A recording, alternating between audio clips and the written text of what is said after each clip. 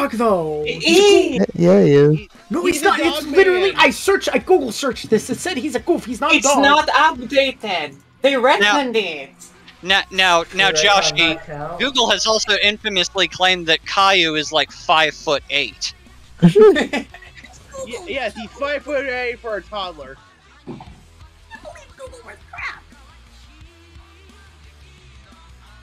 Hello, everybody. He's like If we goof. can't trust Google, who You can? know, I waited for people to Goofy. like stop talking. Unfortunately, it did Well, happen. that's your Joshy, mistake. where did you get your information from? I swear to God, it was during the Kingdom Hearts LP. Oh my god.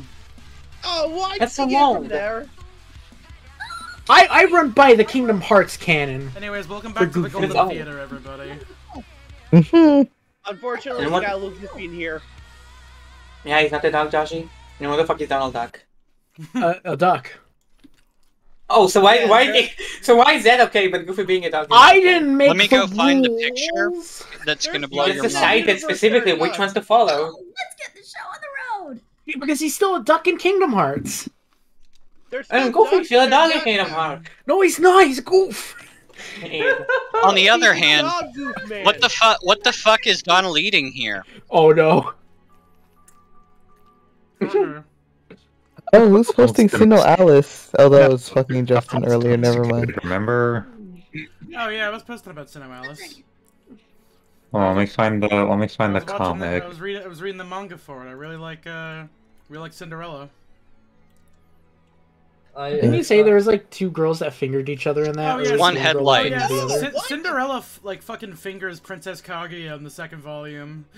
What? Yeah. What? I'm sorry, what? Oh, hold What? Here. Oh, What are you we talking didn't about? know? I'm What? talking What about, are we talking I'm about? talking about Sinnoh Alice, the hit game by Yoko Taro, or rather the, Oh, the okay. hit manga Donald Duck. inspired Yeah, by yeah. the hit game by Yoko Taro. Donald Yeah, Duck that is makes sense. domesticated. In fact, just to clarify, Wait, what about this What kind of disturbing this, government this program? girl was fingering this girl. I should get on that. Yeah, read the manga. It's all right. It's something all right. It's something all right. Is that the manga that got shot? Was that the mobile game that got shot and killed by Persona 5? Or No, wait, whoa, No, AC, AC, you're here. What? You can back me up on the Kingdom Hearts LP. We discovered that Goofy was a goof. Oh yeah. No, Goofy's not like a dog. He's a goof. He He's his own Nope. species. it's no longer correct. He's It's just red content. goofy. When you cite this, He's a you gotta goof. cite where you're getting this He's a information dog. from, Randy. Goofy. The information is old and outdated. I'm not. You know what? I'm not going to argue with someone who clearly gets off on being argued He's the real against. one. I mean, you're just wrong. You know? I just posted the explanation. Pluto is a real dog. Goofy is domesticated. We don't know for sure. But I can agree to that. That makes sense. Every day I fight for my life. Goof. God. Oh, I've been fighting for my life for the last few days. All right, but anyway. Oh, also, can you get out of your microphone? Yeah, he was stuck in that. Mm. AC got that fucking Dark RP mic on. Oh, Connor, yeah, are you doing this or am I doing this? Which Khan's voice still sounds like... doing this.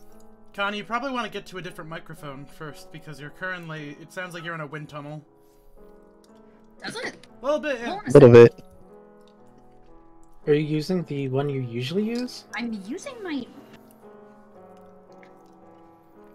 No, she Or sounds it's fine. clear. It's clear. It's just like you Or sound barely distant. audible, yeah.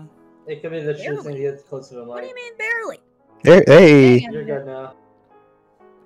Cool, there we go. It's because my PC's going slow as balls. There you go. I just wanted to make sure that Hey. your volume was a little bit low, so I still thought that you had been possessed by Alvin and his chipmunks. Is this better or worse? You're I good. am not That's a better. chipmunk! Alright, we're good. I'm not a chipmunk, as she proceeds Kaneko's to far too double down squirrely. and turn into even more of a chipmunk. Let's I get, am not a chipmunk! let's get started, everybody! Whatever! You are not helping your case. I think it's you. Is this not you? Oh, you did? No, this is Morgana. This is definitely Morgana.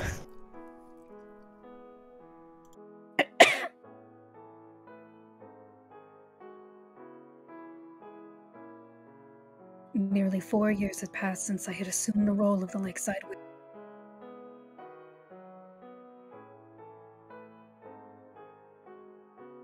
My 16th birthday was approaching, but my age was perhaps an ordinary teenage girl.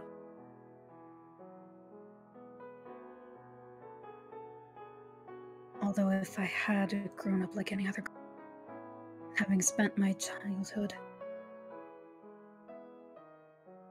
as a saint before being captive by the Lord and made to witness countless people's deaths, that would probably mean there was something deeply wrong with me. By that point, a terrible cynicism had taken root in my heart. I built high walls around myself, keeping my contact with the outside world as terse and pragmatic as possible. Voice capacity. With each passing day, my voice grew more monotonous, my actions following a well-rehearsed.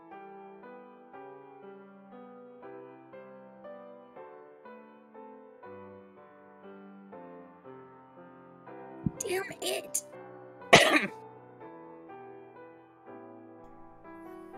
Oh, here, let me say that again, because I had my mic muted on Streamlabs, but not on Discord. Yes, it's a bit difficult to hear you because it keeps cutting out.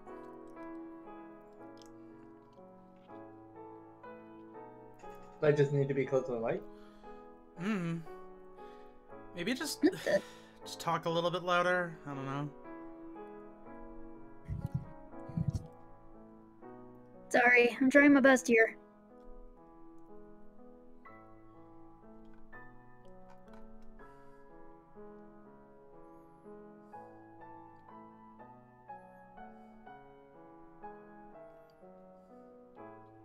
Good? Okay, can you hear me now? Yeah. Awesome. I've already read this line, though. Did you? Yes. My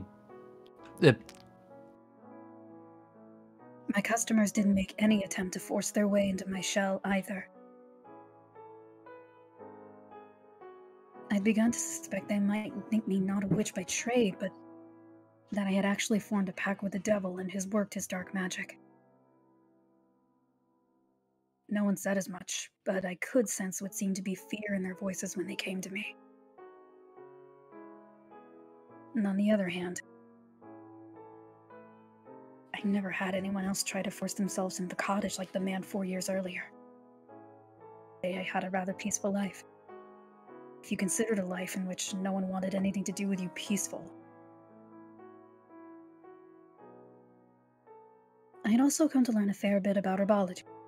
I could now make my own medicine. Do with what was already here when I moved in.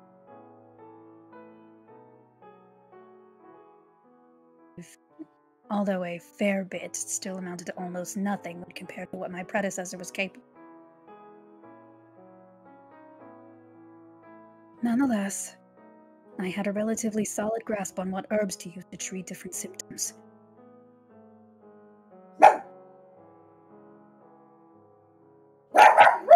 Darn it, Remus!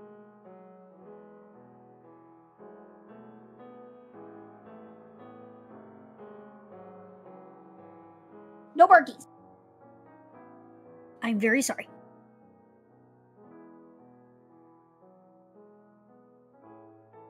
Enough to formally assume the name of the Lakeside Witch, at least.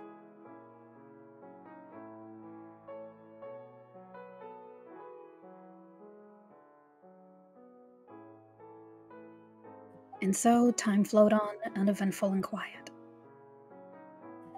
Until one day, when a young man showed up at my door.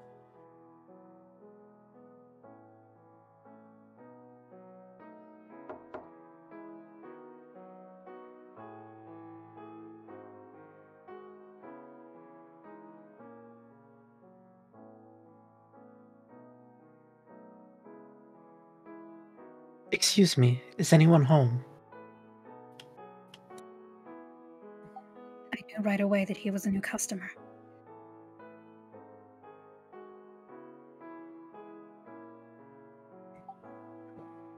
No one who had traded with me before bothered with such pleasantries anymore.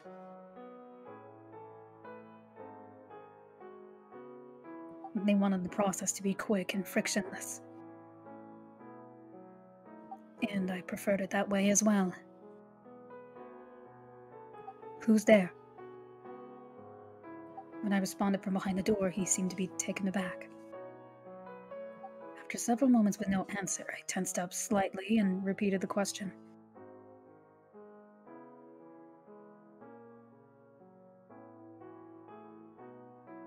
Oh. My sister has fallen very ill, and she desperately needs medicine. He has a very pretty voice. I was told that a person who lives here is a skilled herbalist.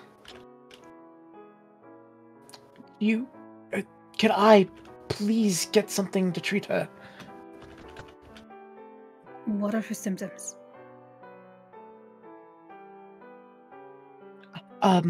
She's got an extremely high fever that won't come down. She has no appetite. She's only drinking water. And she can't get out of bed.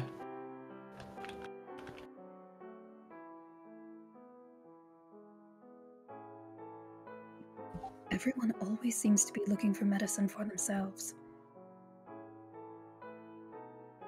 I haven't had a customer like him in some time now.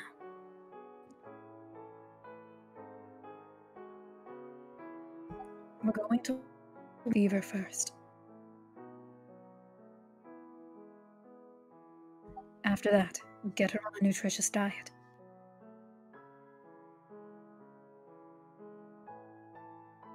I'm going to give you 2 medications. Give her the first while her fever's high, and the second after it's come down. Thank you very much.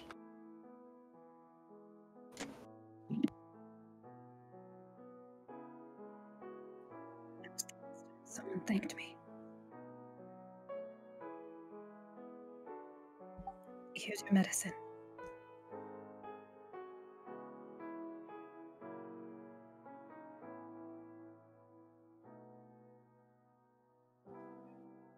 It's powdered, so mix it in with some water and have your sister drink it.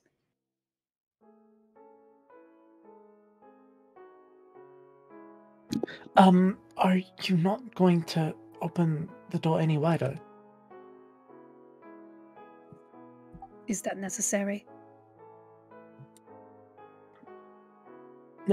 No, sorry. Just a second. Just a second. Let me get you your money.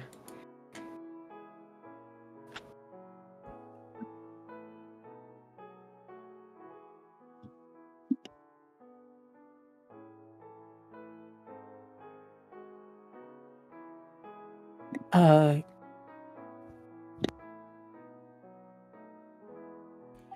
take supplies for my services, not money.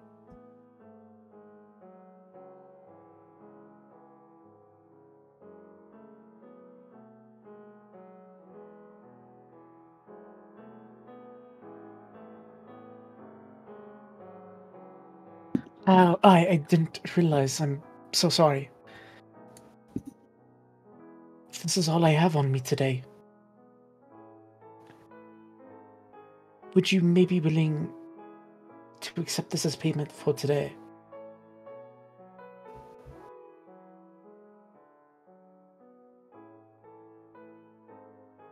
Very well. Is that a gold coin? Those herbs aren't worth nearly this much. Just who is this man?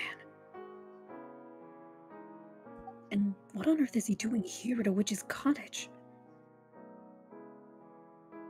In any other situation, I wouldn't have even been tempted to look. What if he saw me?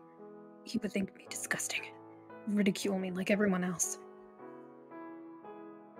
It didn't hurt knowing what people thought of me, but it was hardly pleasant hearing it vocalized either. And what if he decided to do something in that moment I dropped my guard?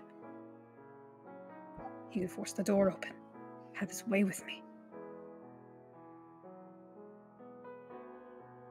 He doesn't seem like that kind of man, though.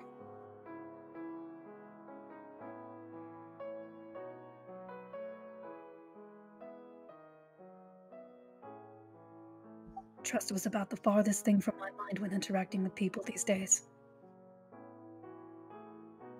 I always remained on high alert, keeping a safe distance from everyone, no matter how good they appeared on the surface.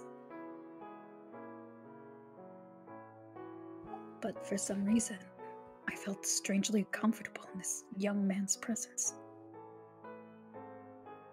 At the time, I couldn't have explained why. But in retrospect, I imagine it was largely a result of his upbringing.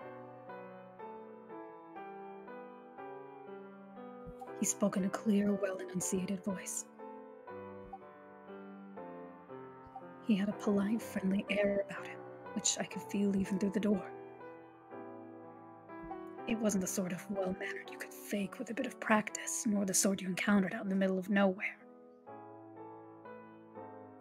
Curiosity took hold of me.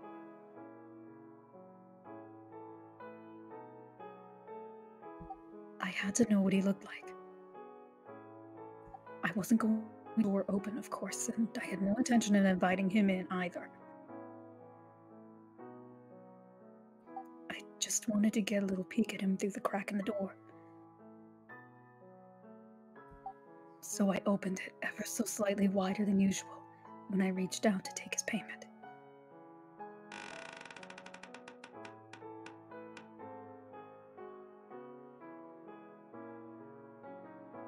Ah.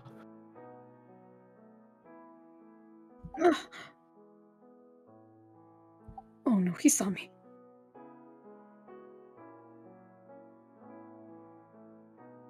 Wow, I didn't think you would be so young. I guess you were a little older. What? Thank you for doing business with me. And I'm sorry for not coming properly prepared. If I need any more, I'll be sure to bring supplies next time.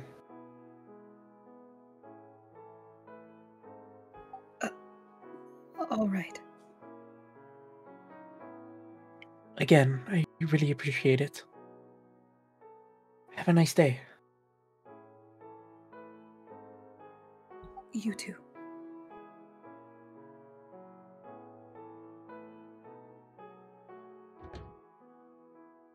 He saw my face, and he wasn't disgusted.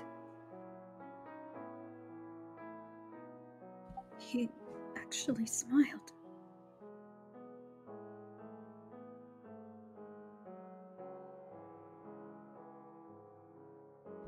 I was so caught off guard for a second I thought that maybe my face had healed. So I ran over to the water basin and, a glimmer of hope in my heart, gazed in at my reflection.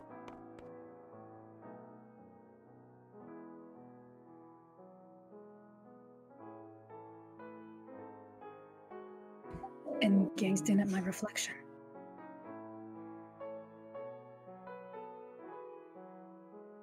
Ugh.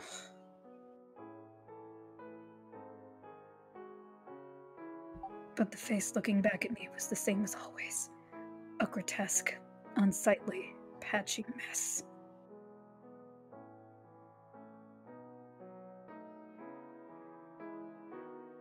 Part of me was disappointed, but more than anything, I was flabbergasted by what had just happened.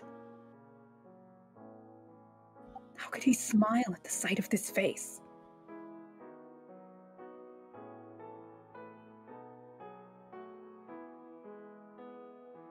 For a split second, My mind slipped back in time 4 years. The man who had applied ointment to my face. He had never seemed disturbed by my appearance either. Not long afterwards, the young man called upon my cottage again.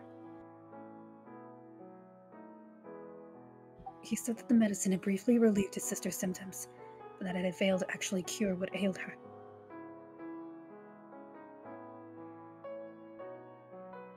Herbal medicine required patience and persistence before its effects manifested, I informed him, to which he responded with a sad smile. He was a handsome young man, not far from what I imagined from his voice. And the smile suited him quite well. There was a distinct elegance emanating from him. Ragged clothing.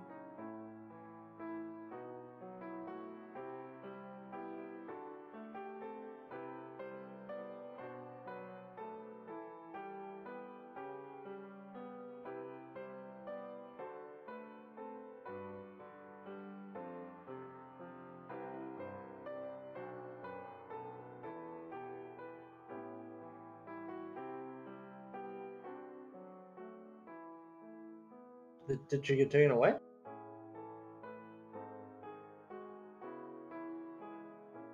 Oh, computer froze.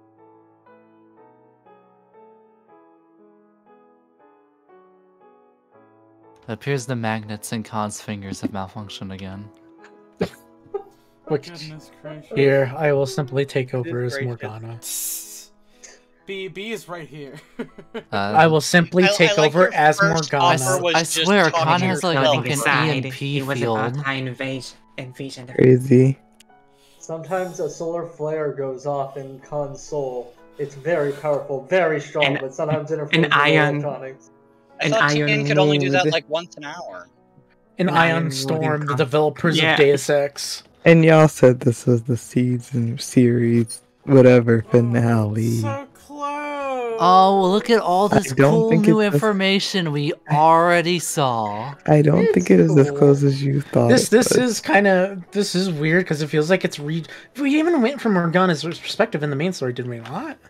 This was Morgana's told. perspective in the main story was kind of wrong. Right and wrong. Unfrozen. There you are. Alright. Why is it wrong? Going over how weird it is that we're just jumping around and back in time with this over stuff we've already gone over. There's some new stuff, I think. Not really.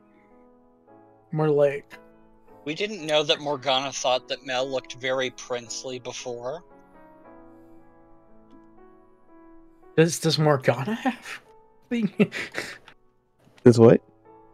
Nothing. I was like, I was making a joke about is Mel the actual interest for Morgana? She's projecting. Anyways, carry on. Alright. Yeah, let me try that again. Ragged clothes aside, he was about how I envisioned a fairy tale prince might look. Though I knew quite well those only existed in fiction. Real nobles were terrible, miserable, reprehensible people. After a few visits, we started having little conversations outside of our business transactions. He told me his name, Mel, as well as his sister's, Nellie, and I told him mine. Mel was 17, only a year older than me.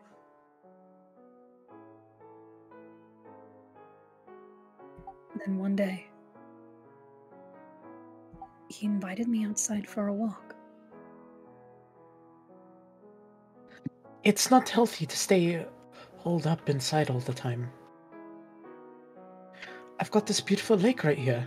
You got the beautiful lake right here. What do you say we take a little walk around the shoreline?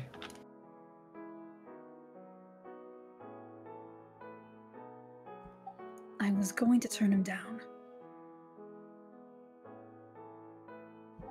But My mouth seemed to disagree with my mind, and the next thing I knew, I was taking a walk with someone for the first time in years.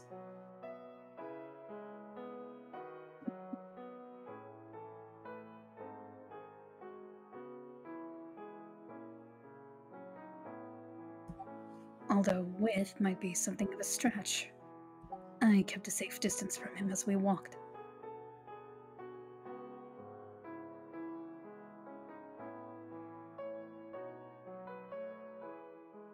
Mel seemed disappointed with my unwillingness to get any closer, but I couldn't bring myself to trust him that much yet.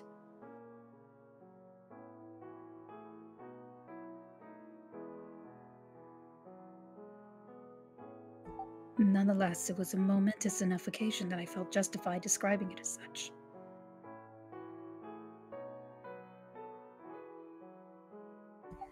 I'm sure I made him uncomfortable on numerous occasions during our walks.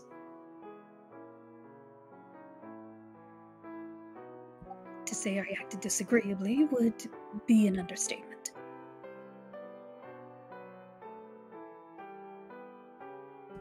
Anytime he'd close the gap between us, I stepped a little further away. Every response I gave was curt, and I repeatedly shot him down whenever he started getting wistful or sentimental.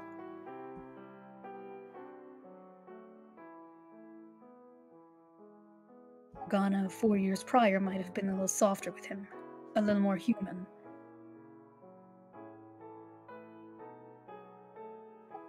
Maybe she would have given him a little smile or a pout instead.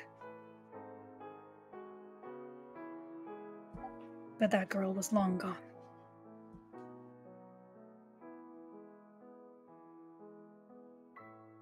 I just that had once started taking root in me.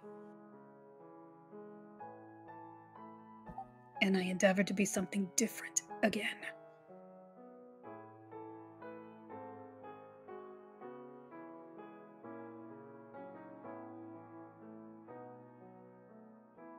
In one instance, he heard a robin chirping and said,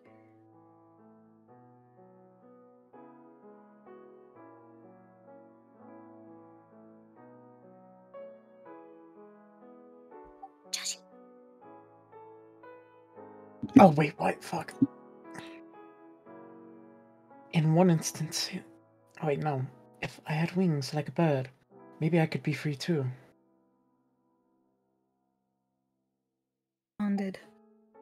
There is not a single creature living in this world that is free.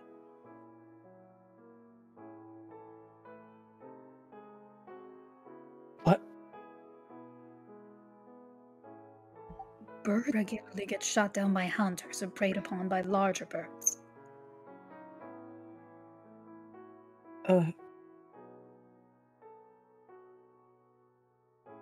The idea that they are free is nothing more than a man's short-sighted delusion.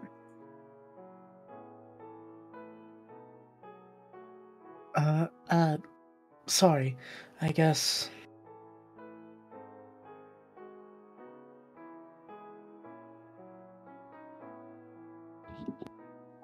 No. I should be apologizing. I wasn't trying to attack you.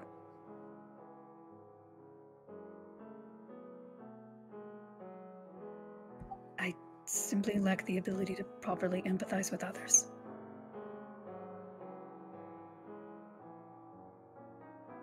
I do not understand people. So please, if I say anything that upsets you or makes you uncomfortable, don't assume that was my intention.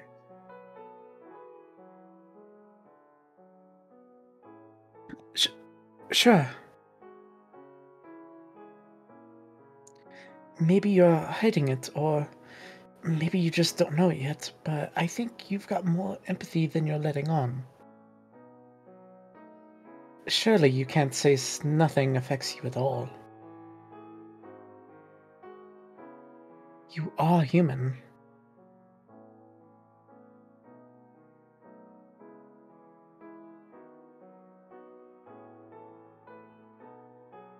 At one point, that was true. Though it was perhaps somewhat difficult for others to see. felt great beauty in the world when I knelt before the gravestones.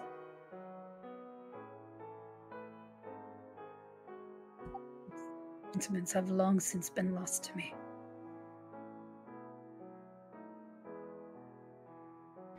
So you don't have to be so closed off. I might not be able to do much for you, but I do want to get to know you better. I want to understand you. So if you ever feel like talking about yourself, just know that you've got an eager pair of ears here.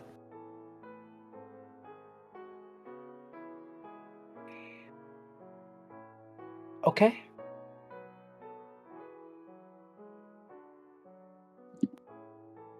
If there ever were someone who could understand me, if there ever were someone who could understand what I am now, who could empathize with me, who had been through trials as great as mine,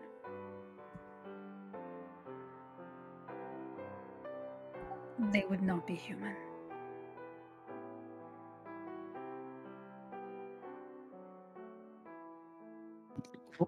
What do you mean?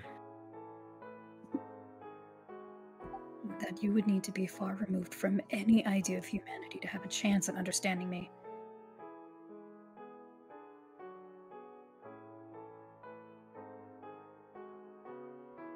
Regardless, I do appreciate your kind words.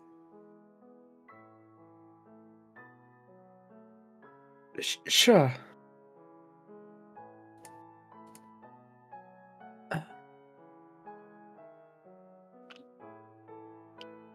So, out of curiosity, do you have anyone, really important in your life?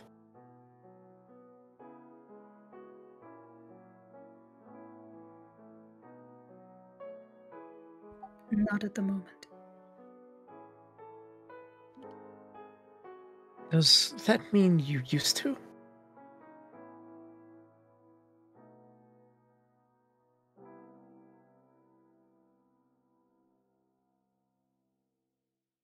I'd love to hear about them, if you don't mind.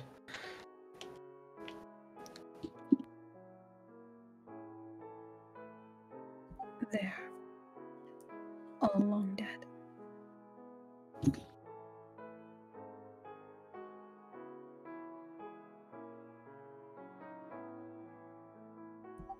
"4 years ago, something unpleasant occurred.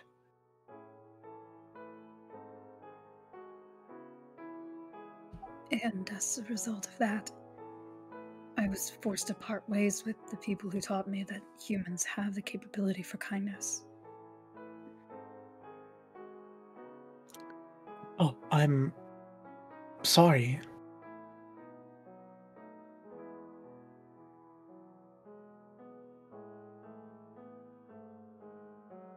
Well then, if your sister's condition worsens again, come see me. Farewell." Hey, maybe we could could walk a little slower next time, so we have more time to talk.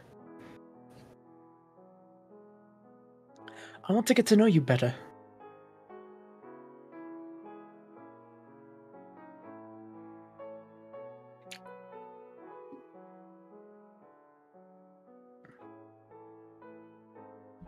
I'll consider it.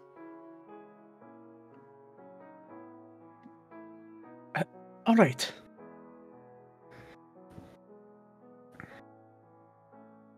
So long. Bye. See you soon.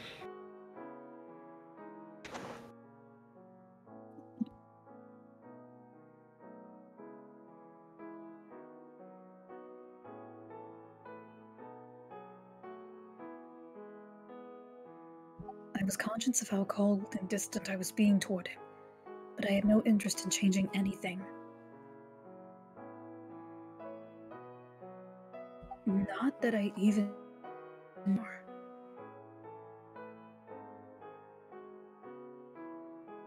I had never known particularly well how to choose the right words, the proper way to act in various circumstances. But what little knowledge I had possessed, I'd long since lost.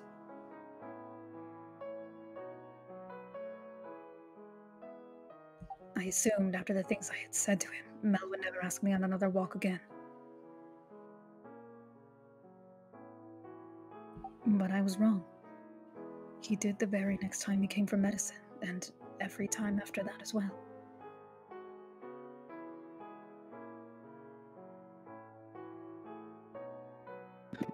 Hey, so I was thinking, I bet you'd make a really good singer if you wanted to.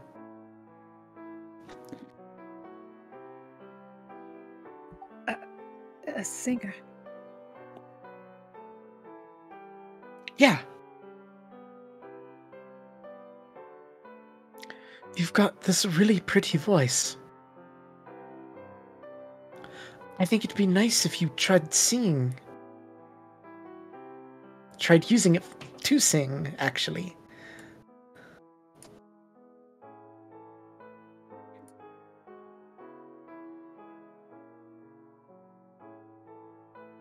I'm sorry, it's not my place to tell you what to do.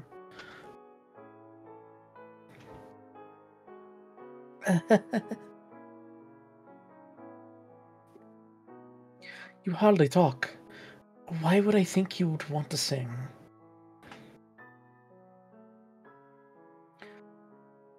I'm glad we're on the same page.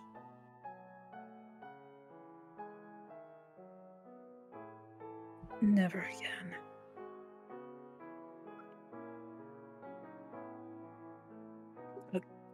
Sorry about that, really. Anyway, I wonder who first came up with the idea to sing. You can brighten someone's day or sour their mood with just the sound of your voice.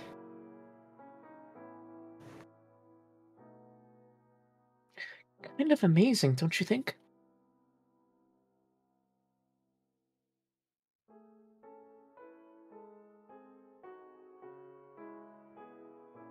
It's almost like magic.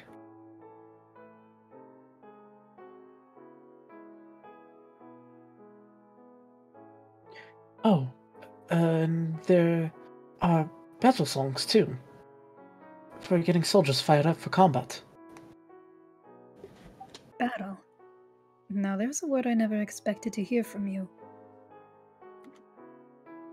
I mean, I am a guy.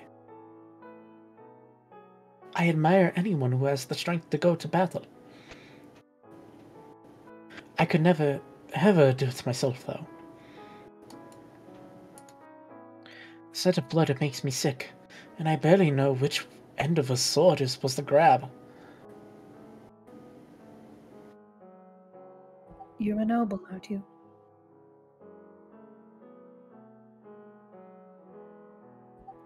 What need do you have for knowing how to use a sword? That's what I used to think, too. But now, I think I should have gotten training. I may have not been a soldier, but I needed to be strong.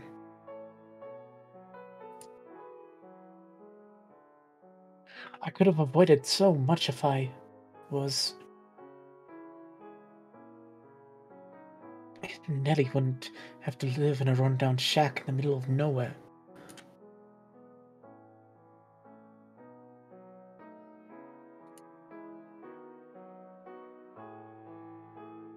As I recall, he said once that he was forced from his house after a dispute over who the rightful heir was.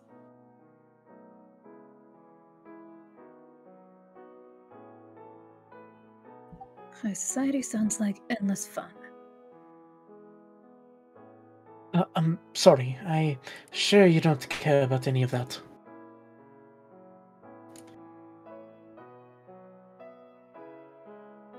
No, You're fine. I'm the one who asked. Thanks. I want you to know, I really do appreciate it. Mm-hmm. It's nice to just be able to talk about this stuff to someone. You're naturally sociable. I'm sure you could find plenty of other people willing to listen.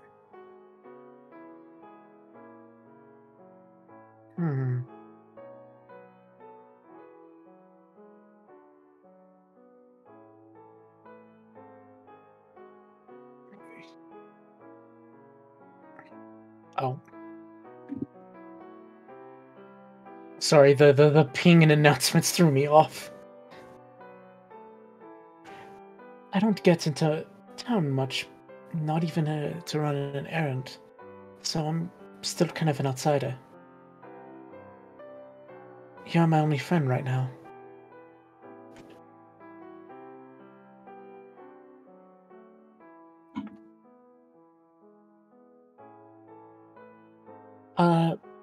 I hope that wasn't too presumptuous of me.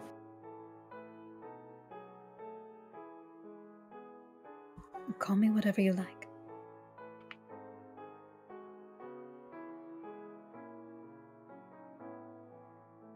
Oh, thank goodness. We should do this more often, really.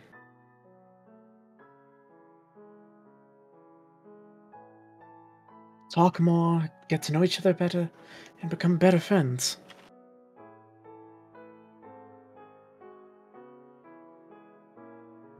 To what end? No end, just, you know. Having friends is better than being alone. That's all.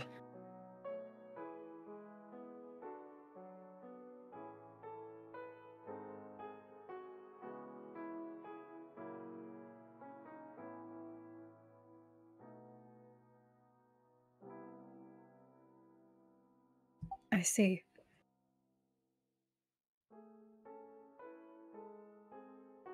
I'll be heading back in now. See you again. See you soon, Morgana.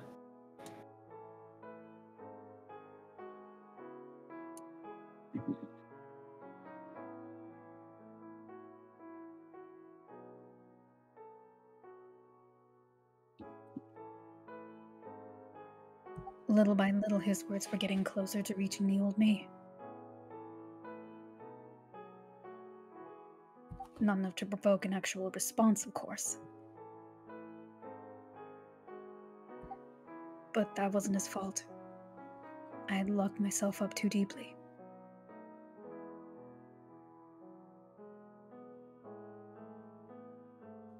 I no longer knew emotions, most especially those that resulted from human warmth.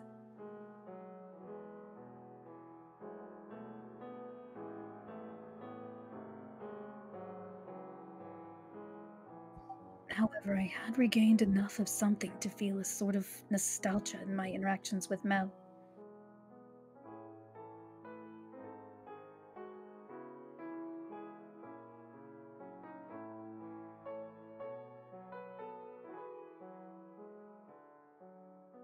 And I thought perhaps, with enough time, I could go back to who I had been 4 years prior. But shortly thereafter,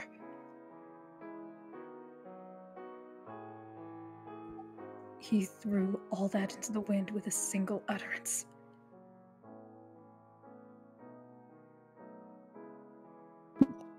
I'll take anything at this point to make her better. I'll even take a miracle if I've got one.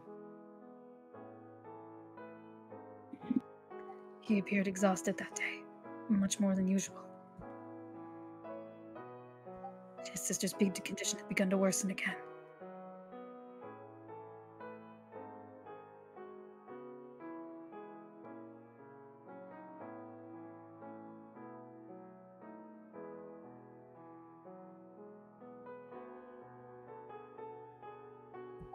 That one muttered word set off a spark in my mind. It's the time, well beyond when I was taught humanity 4 years ago, to my very origin.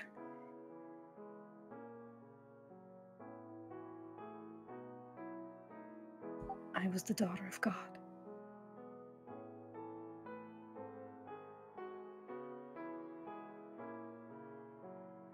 My blood had healing properties.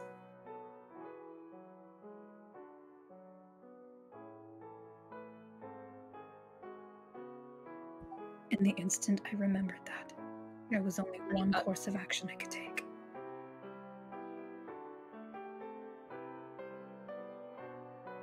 Without a moment's hesitation, I informed him that miracles did exist.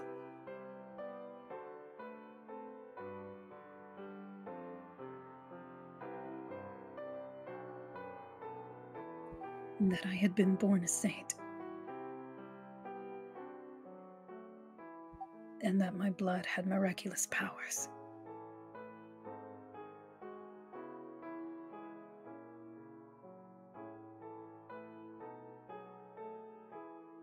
That after leaving the village of my birth, my power had only ever been misused.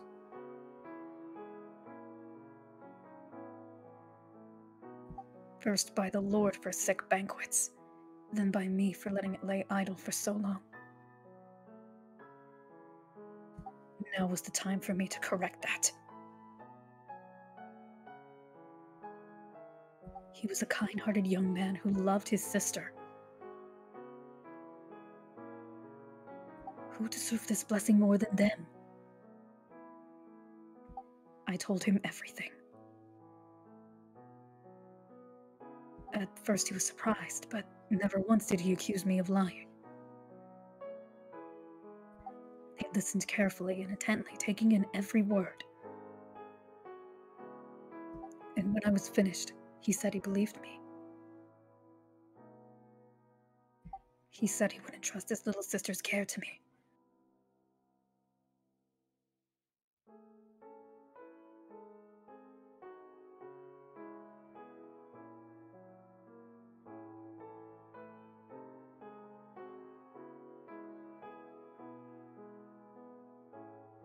Mel's sister slept upon a simple bed.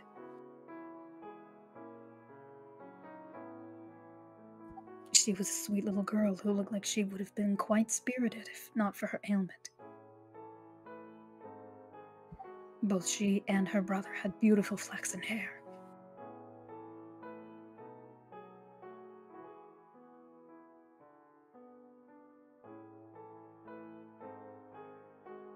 They looked as if they had yanked from a painting. Seeing them there, I wanted to do everything I could to help them. To ensure their happiness.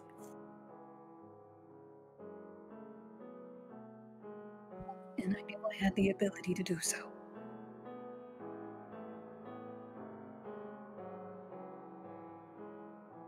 No longer would I be the one receiving others' charity.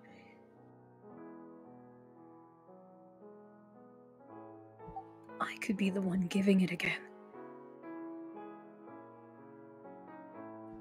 And so I made a new cut on my mostly healed arm.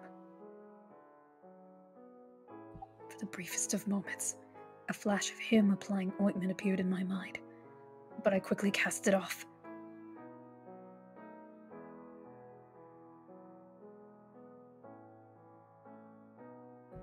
The flaxen-haired girl showed signs of recovering as a result of my miracle.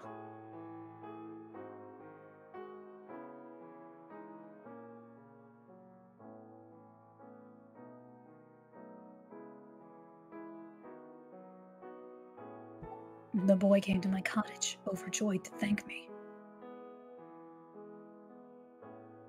I was extremely proud of myself. I felt like, for once, I had actually saved someone's life. I had finally been able to use my gift to help someone truly good. After the miracle, though, he stopped referring to me as his friend. Understandably so. No one could think of themselves as equals with someone who performed miracles. Awe, fear, reverence. They were all feelings that came from the same place. An inability to think of me as a human who experienced the world the same way he did. He saw me as abnormal.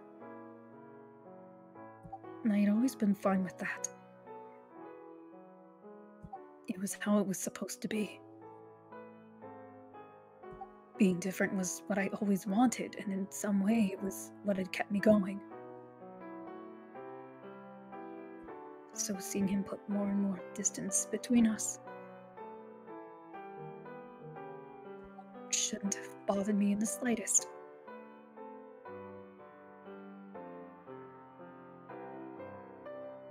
But I continued to offer his sister my blood, no matter how distant he grew. Eventually, he stopped inviting me on walks. But that didn't matter. I would serve my duty and perform miracles regardless. He would simply knock on my cottage door and say,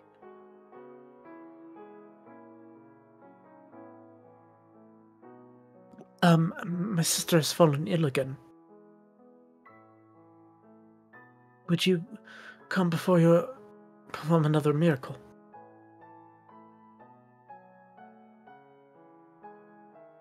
I could hear the apprehension in his voice.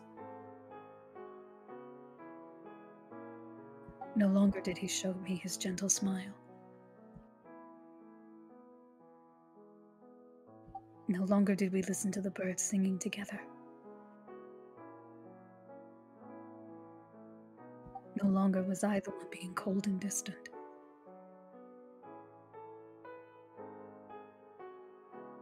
And no longer did he say, "See you again," when we parted ways. Back in my village, when everyone feared and revered me as a saint, it filled me with a childish sense of superiority. But there was no superiority now. Only a prickling in the softened shell of my heart. I was no longer the child I had once been. I had changed. I had learned what warmth felt like. My memories of that time were vague and ethereal. But the feelings they had created lived on deep within me. For a time, I had felt a warm familiarity around Mel, which only made me yearn for him to treat me that way again.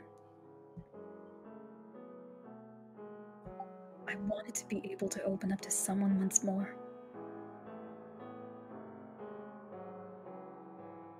Though I never said as much out loud.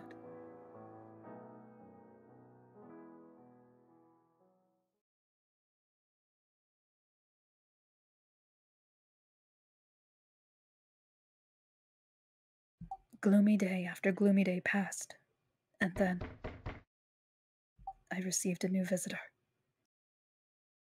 I asked them their business from behind the door, but they hesitated for a few moments before responding. My instincts told me that whoever it wasn't the noble boy. So I waited, perplexed, and slightly on edge for them to say something. And when they finally did, I was left aghast at what I heard.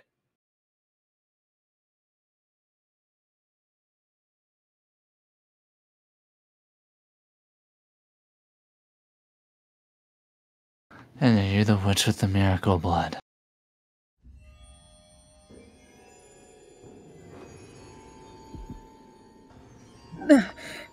Why did he sound like the man who slaughtered the slaves in the carriage, laughing all the while? What was he doing at my cottage? I thought he'd wandered off somewhere, never to be seen again. I thought he was out of my life for good. Why?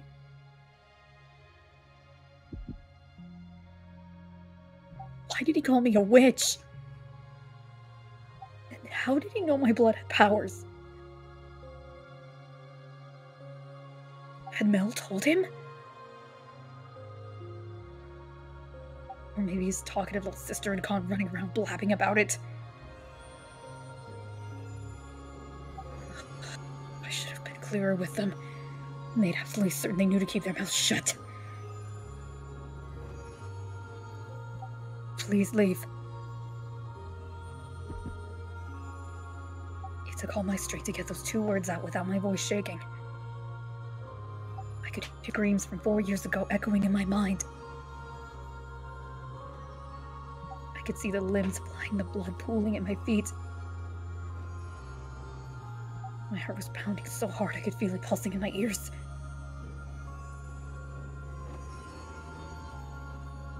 Please stay away from my home. After all the time I'd spent forgetting about everything. Closing myself off. Finally finding peace. Why did this monster, who reminded me only of senseless violence and death, have to come back into my world? I never wanted to go through anything like that again.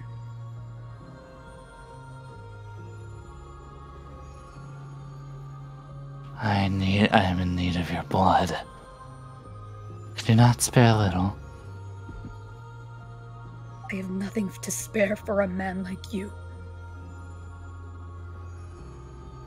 My blood is only for the sick and needy.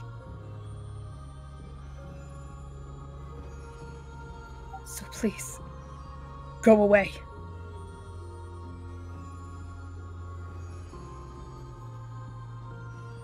Stay away from me. I'm begging you.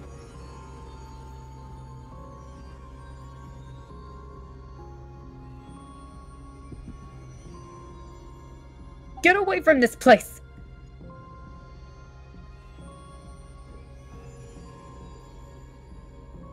You're a murderer. I want nothing to do with you. So please just go away!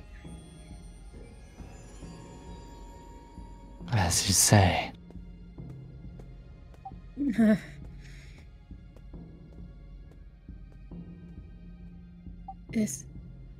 Is he gone?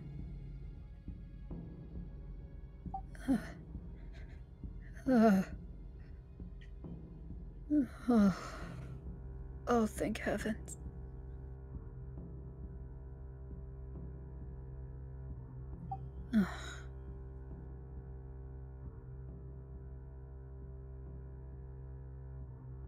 My eyes feel like they're burning.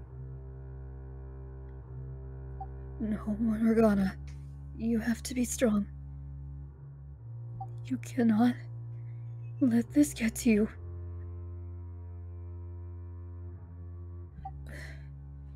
Be strong. You have nothing to fear. Nothing to fear.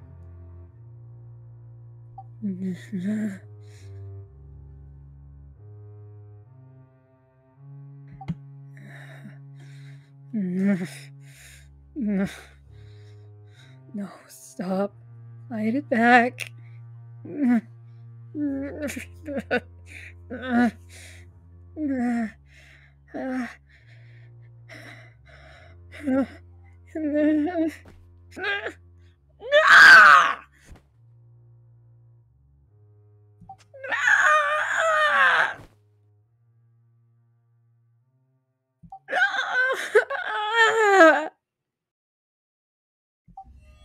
I had sworn never to cry again. But the moment fear released its grip on me, everything that had built up came pouring out in a hot stream. Tears soaked my face. I wiped, and my hands still came back wet. With each passing second, I felt myself reverting into an ordinary, helpless little girl. No. That's what I had always been. My whole life, I had just been putting on airs. When in reality, I wasn't even strong enough to withstand a little fright.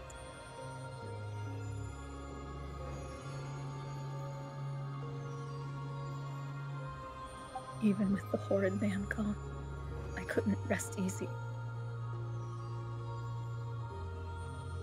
I couldn't be sure if he was gone for good. Maybe he was just waiting for an opportune moment to target me again. The following day, I took a brief walk with the noble boy. But I couldn't bring myself to talk to him about what had happened. With how much distance he was keeping between us, I doubted he would be willing to do anything to help. For 3 days and 3 nights, I shook in terror. Thinking, considering, speculating, wondering. Hardly getting a wink of sleep.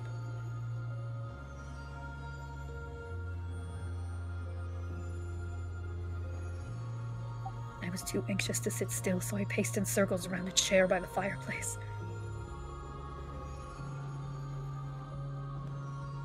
It's too soon to be sure I'm safe.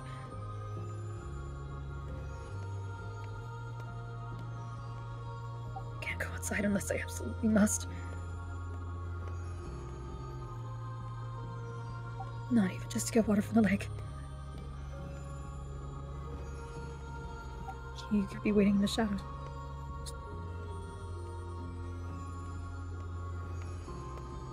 I'm not safe here anymore.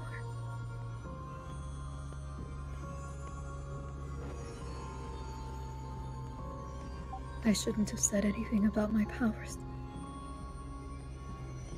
They've only ever brought me trouble.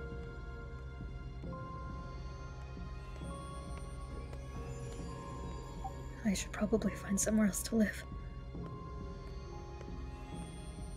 But where? How far could I even get on my own? He could be out there waiting for me to open the door. I would need help.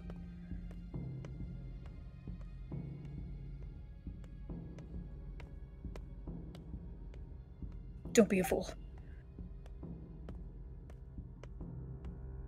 No one's going to help me.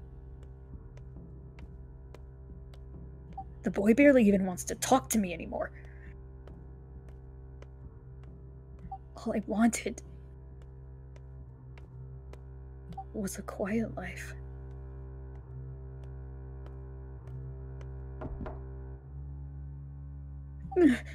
Is it him? Did he return?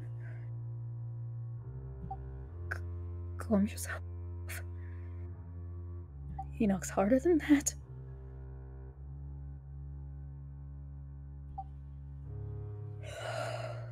It's not him. Who's there? Mom, it's me. Oh, his sister needs more of my blood. I'm not here about Nelly today. I'm sorry for being so distant lately. What? I want to talk things over.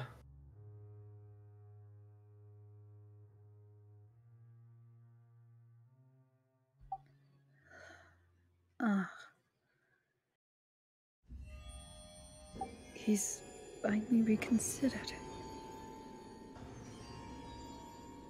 If he can treat me like a friend again. Then maybe I could ask him. I want to talk to you too. I opened the door without a second thought. I let my guard drop. Because in my mind, the flaxen-haired boy briefly took the place of the slave man from the brothel. The man who had saved me from the terrible lord offered me his hand, guided me into the light. And here he was again to set me free. To take me away from this place, take me somewhere new. He pulled me out of the darkest depths of despair.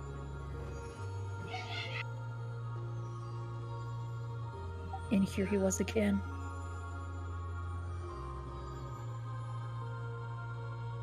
Ready to offer me his hand. A glimmer of hope to cast away the shadows. So I reached out to take it.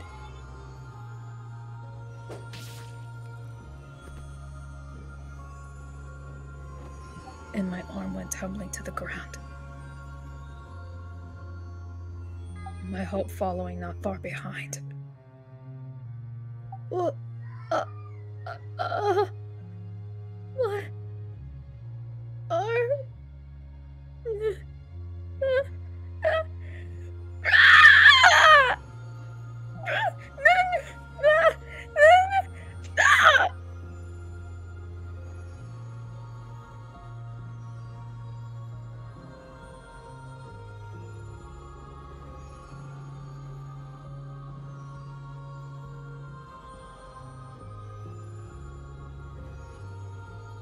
Take it.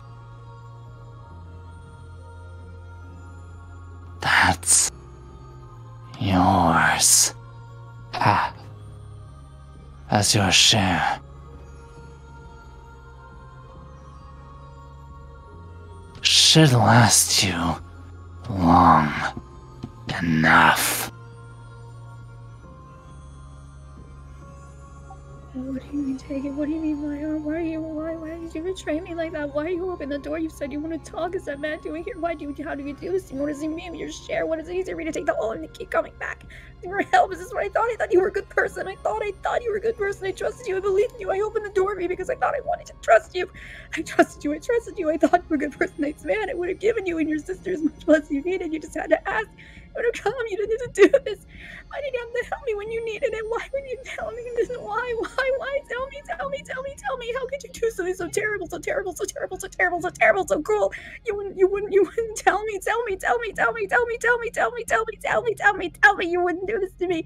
You wouldn't do this to me. You wouldn't do this to me. Nothing personal. I just need your blood. Without it, she'll lose her church. She needs the money. I need some way of getting him enough money to keep her church running. So the Lord made me an offer. Oh Lord, why him again? If I brought him, the witch with the miracle blood, he would finance a whole new church for her. So don't take it personally. You get to be the sacrifice. Keep her church from collapsing. To keep her world from collapsing. So don't take it personally, witch.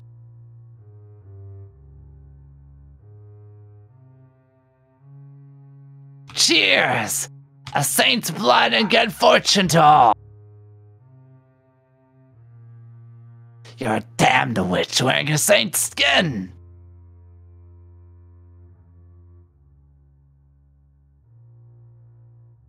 No, I'm not a witch.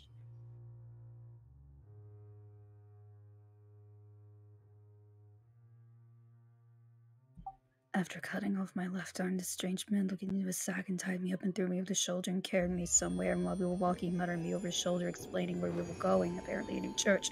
and by someone called the Saintess. She was going to give my blood to the patrons of the church, saying it was some kind of miracle elixir. But what's his name was not doing, calling to save herself as a real saint. And why didn't it be the witch sacrifice for her? It didn't make any sense. And most of all, why didn't all the vicious, cool, horrible monster manage to come back to my life? Why couldn't you just leave me alone? Was it really so hard? Why? He already had his way with me. His terrible banquets, blood sappets already did. What do you need more of my blood to go ahead and make it come back for that? He could have just called me the Saintess instead of her. He didn't have to make me into a witch. All it's because of my face, isn't it? He wants a pretty face to put in his brand new church, not an ugly scar face like mine. That's what she all calls she's pretty. I can perform miracles, but here I am with my arm cut off, stuffed in a bag. He was slaves to purity trees. That's all I wanted was a quiet life, but I had his power, so I just wanted, oh, Father, your trust grace too big. I cannot bear it any longer! I wasn't born to spend my whole life suffering.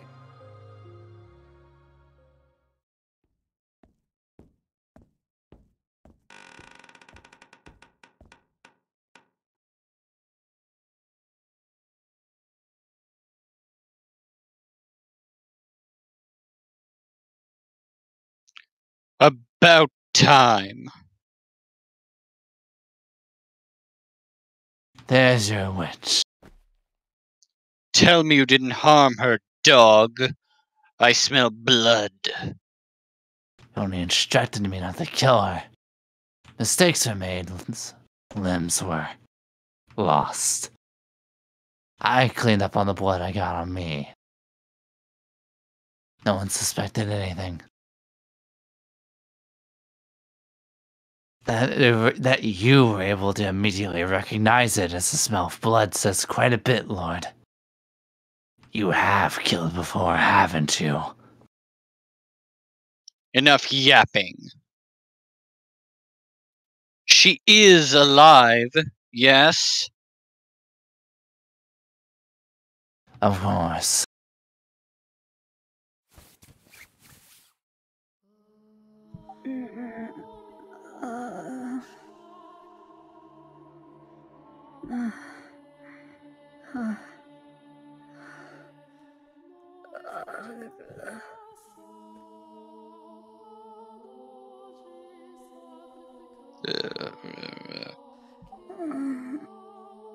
No tears. Now that's a good girl. It simply wouldn't be the same if you cried and blubbered like a lowly slave or a whore. Dignified and saintly. That's what I need you to be.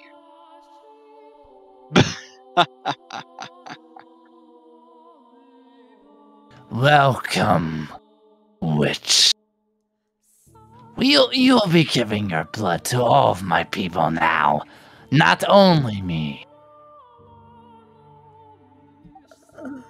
Is that you? Oh, do you remember me? What an honor. A truly splendid honor. How could I ever forget?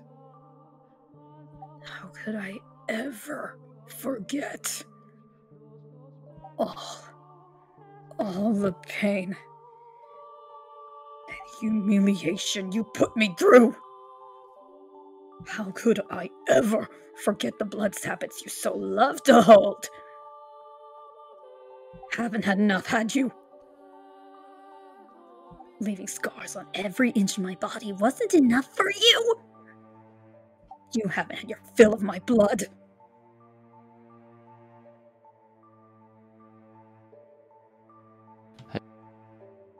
Huh? I'm thrilled to know the great saint remembers the lavish parties I threw for her. I take it he left quite an impression then.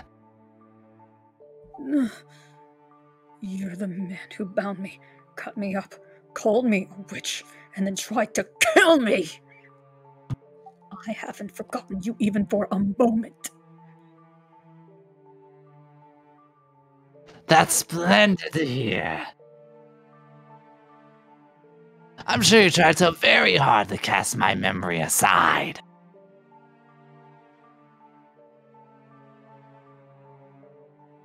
But you never could you? And you know what that means. The scars I left all over you.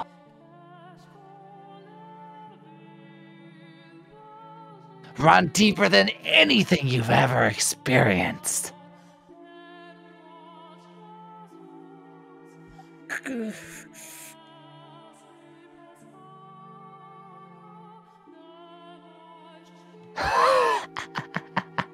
Look at that face, so twisted and hideous. I bet you loathe me. And you'll never be able to forgive me.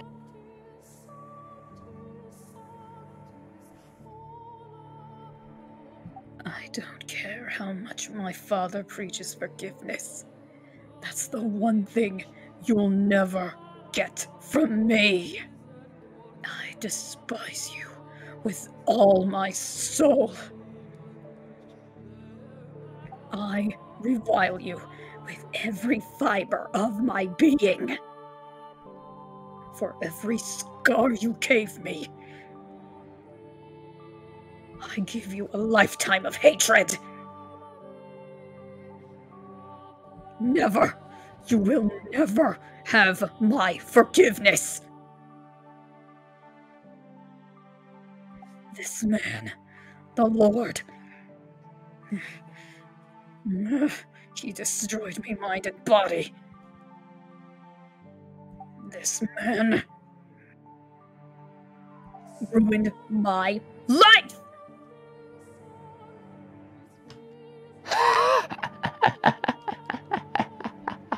I see, so I'm the one who ruined your life. And why should that concern me? Your words are as insignificant as the chirps of a dying robin.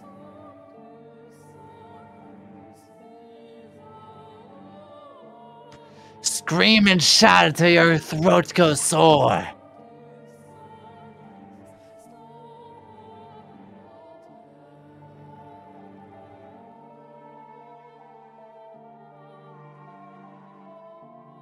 It doesn't change anything. We lock the witch up and proceed as planned.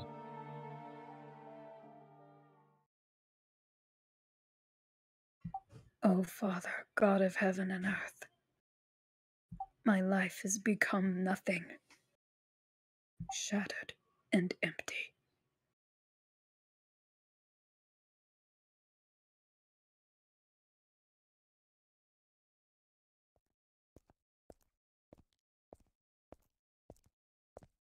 Good day, Lord Bonnier. Bonnier? Not hungry. I need some time to rest, so don't bother me. Yes, sir. And make sure everyone knows they are to stay away from my room. By your command, my lord.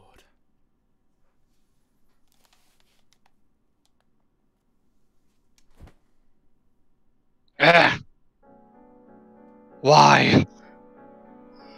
Why was she the lakeside witch? How could this happen?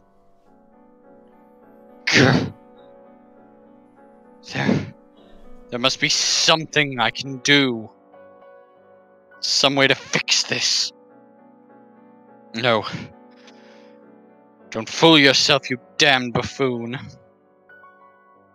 There's no fixing that. Her arm's been cut off.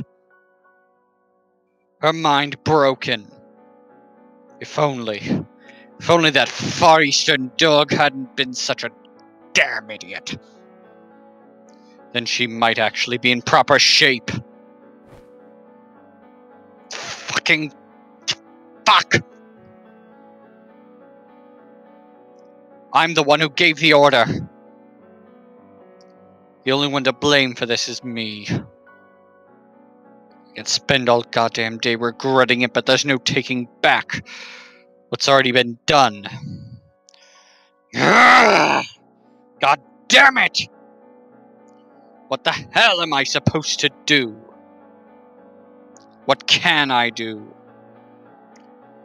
I could set her free. And a doctor, yes. Find a good doctor There's no getting her arm back, but he could at least patch her up. This is all my fault, so I'll do right by her, look after her myself. Make sure she's taken care of for the rest of her life. You out of your mind, Jacopo. Why would she ever want to stay with you? Damn it.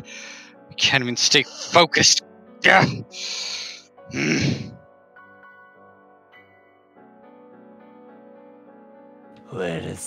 What is there to think about, boy?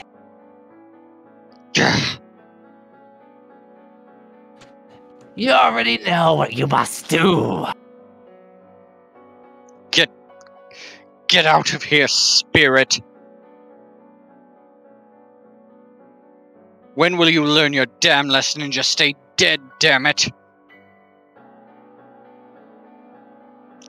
The last thing I need is a pathetic ghost constantly sticking its nose in my business.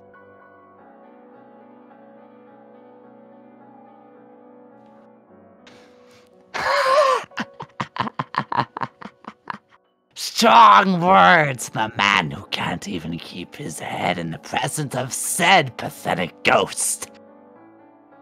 Grr. The answer's as plain as day, boy. You proceed exactly as planned. Make witch's blood into a miracle elixir and distribute it at the church. You take in the tithes, as well as the winning the people's favor for supporting their new beloved church. It's a fine scheme. I'm impressed you came up with it, boy. Silence. That was before I knew she was the witch. What does it matter? The girl's going to be dead soon regardless. Progress and growth, it always comes at a price. You need simply to accept that price has already been paid.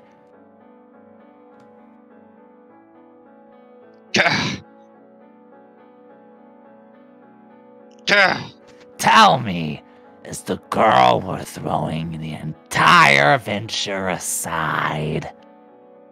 Knowing you'll lose all the goodwill you've made to gain from it and more. She's Morgana's. She's my. A child can tell you which has more value. You bear the weight of this entire land, boy. Don't try to cast that aside because you killed one little girl. She isn't dead. She's still. Surely you can't call that living. She's not.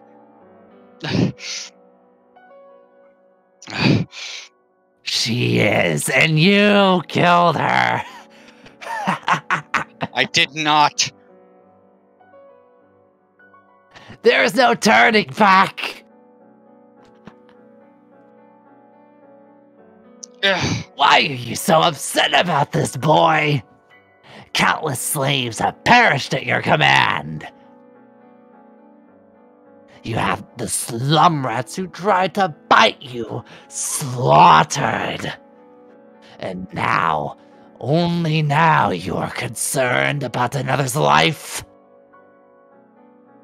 Surely you're not still clinging to your naive sentimentality, are you? Oh, but she's different from those disposable sacks of flesh. She's dear to me. We have so many wonderful memories together. I love her.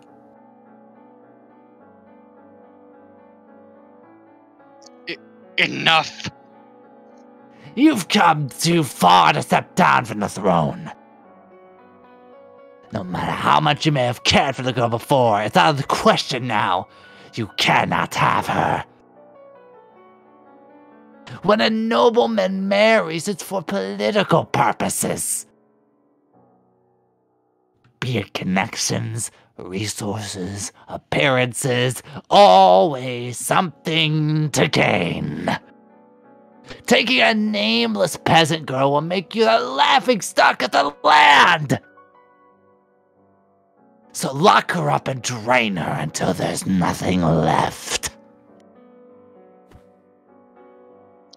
Shut your damn mouth, accursed spirit. You don't have any idea what you're talking about. You don't know the first thing about how I feel about her. The things we've shared.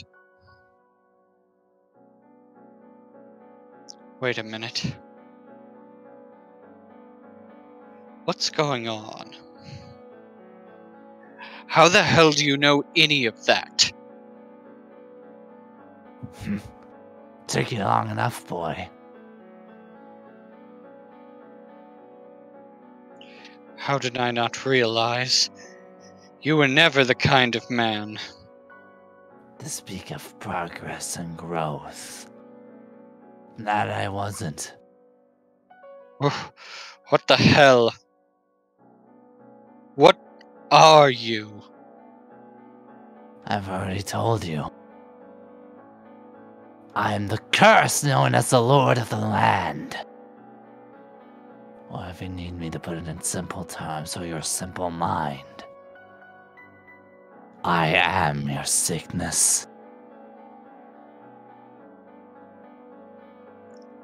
You're out of your mind. I am not sick. I'm not the one who's out of his mind, boy. This is a world of madness and disease.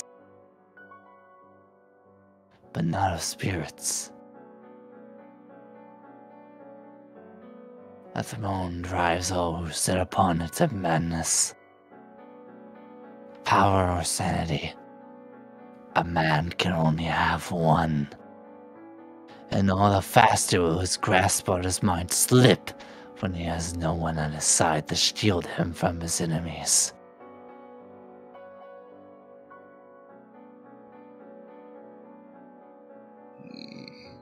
I am not Jean-Francois Barnier, and there is no way for you to banish that spirit. Your mind is broken, on the verge of collapse, and there's nothing you can do to stop it! No. No. You're lying. My mind is not broken. I'm perfectly sane. There's not a grain of madness in me. Tell me, Jacopo. No, wait, hold on. Tell me, Jacopo, is this the power you always sought? Gah. Is this what you spent day and night fighting to achieve? What? How are you? I thought he wanted power, and protect those you cared most about. But here you are, using that power to destroy their lives. Or is power the only thing you care about protecting anymore? Shut up! Is that what I took up the blade for all those years ago? Enough! You don't have any place criticizing me. You're just a stupid child with his head in the clouds, who thinks he can become some kind of hero. If you hadn't been so foolish, I wouldn't be in this place at all. Yeah, right. We chose the wrong path. And there's no way for us to get back on the right one any longer.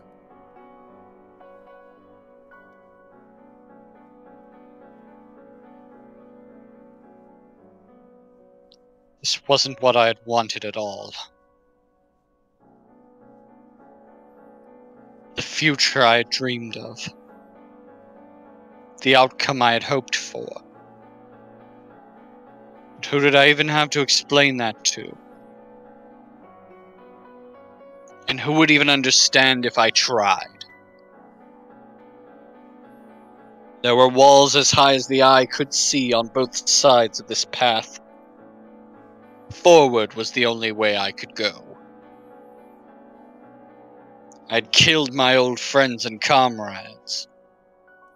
Lost everything along the way. But still I had marched on. Because that was all I could do. And now, power was the only thing that remained in my hands. So I would make a despot of myself. Bury all my feelings for her. And continue my march straight into hell. I had no other choice. Every day felt like a slog through a swamp with no end in sight. Though I did everything to keep up appearances when I wasn't alone. I masked any trace of my discord beneath a veil of bottomless confidence. It had reached a point where nearly everything I said or did in public was an act. A farce, even. Amongst the mistakes the Far Eastern Dog had made was involving a third party. He was a young man, and there was a considerable possibility he was nobility. Which meant I couldn't simply dispose of the boy until I had more information. Between that and his decision to cut off Morgana's arm, I was looking like quite a fool for thinking I could tame a beast.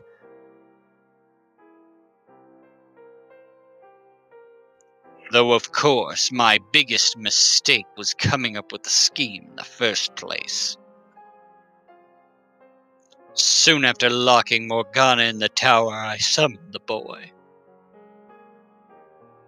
making it abundantly clear he was not to tell anyone what he knew. Then sealing the deal by turning him into a co-conspirator. The boy was irritatingly timid, in part, I presume, because the dog had already threatened him. All it took to keep him nice and obedient was a stern glare and a few choice words. I hired the dog to be my bodyguard and assigned the boy to an administrative supervising post on the new church grounds. Having been originally built as a second manor for the previous lord, the church was still more mansion than church, which meant there was an abundance of rooms for the boy to stay in.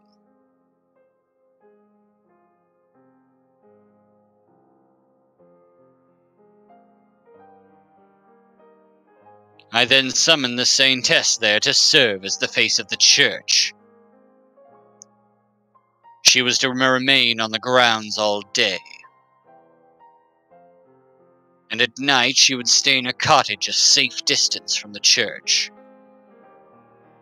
I also informed her that I stored my money and valuables in the observation tower, and that she would be charged with treason if she trespassed. She was a naturally trusting woman, and she seemed grateful for everything I was doing for her, so I doubted she would spill anything.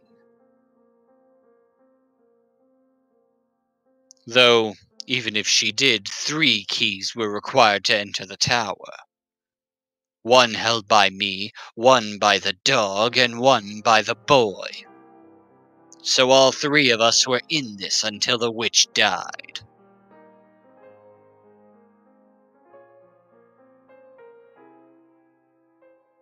I had one of my aides dig around for information on the noble boy.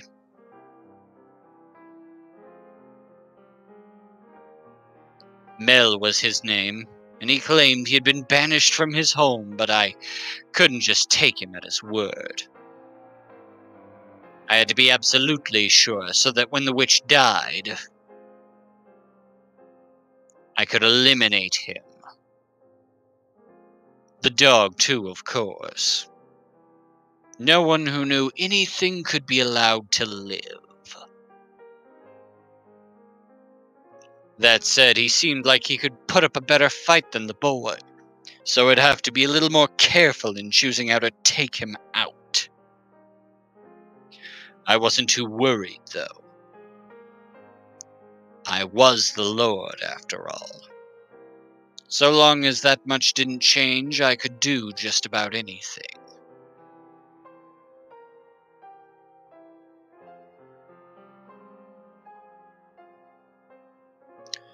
Once we started distributing the miracle elixir, the church's following grew far quicker than I had expected. Numerous reports of people being cured of diseases spread through the city, and before long even the healthy came seeking its powers. Every smiling face that walked out of the chapel put another black stain on my spirit.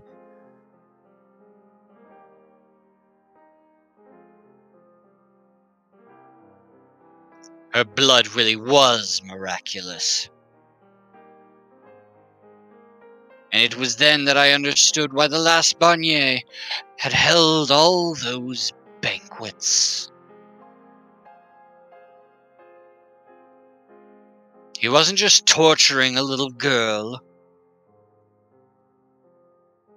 He was feasting on miracles.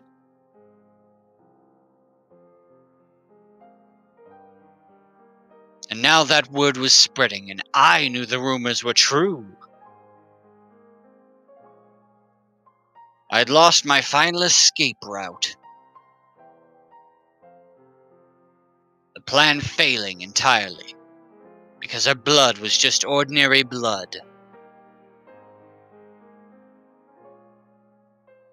Forward was the only route that remained. One day the Far Eastern dog said to me,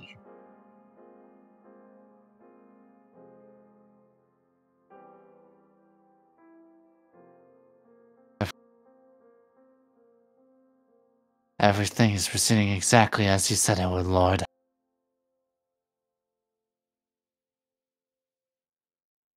I didn't believe in miracles, but saying all this has tempted me to change my mind. You're right. One girl's life is indeed a worthy exchange. I wasn't sure how I responded. Though by that point I largely just rattled off bitter snark and insults reflexively in response to anything. So presumably I called the dog a dog, perhaps giving a laugh.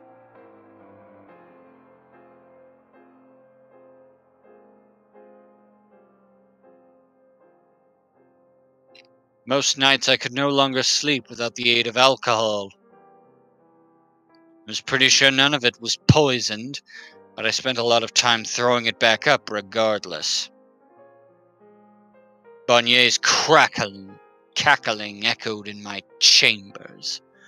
The world twisted and contorted. Quite frankly, I was considering taking my own life.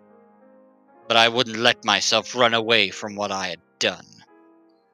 What I was doing to her. I had said I would continue my march straight down to hell. And that was exactly what I planned to do. Again and again I repeated to myself, I feel nothing for her. I never loved her. She's just another faceless peasant. I have no memories. of my past life.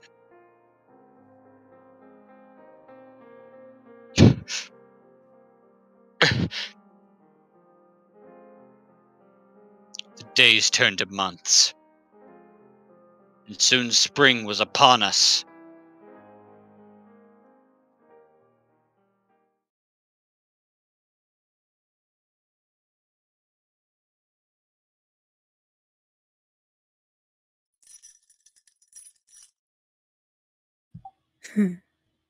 They finally got shackles to put on me.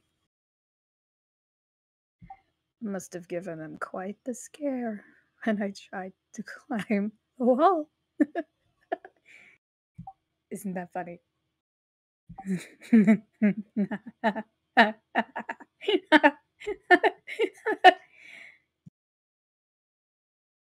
Look, I made a flower crown! Festival preparations seem to be going well. Hey, aren't you going to go? I am not going anywhere. Actually, I'm fairly certain this should be B, technically. Well, this could be con. Oh, okay, sure. Yeah, go ahead. You're a strange one. It's much nicer out there than it is in here.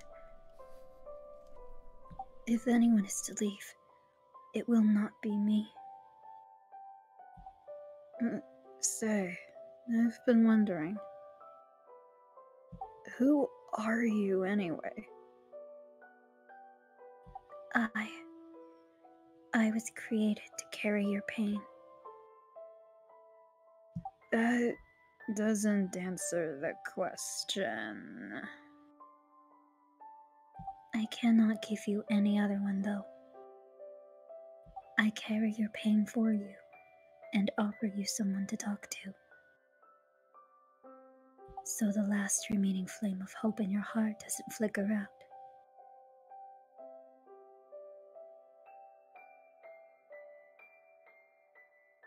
How very honorable of you. You sound like a saint. I don't know how you could stand living like that.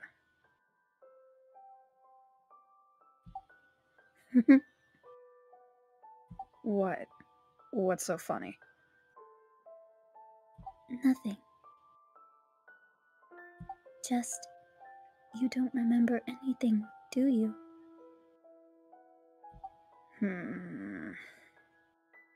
I don't consider my work to be saintly, but if you perceive it that way,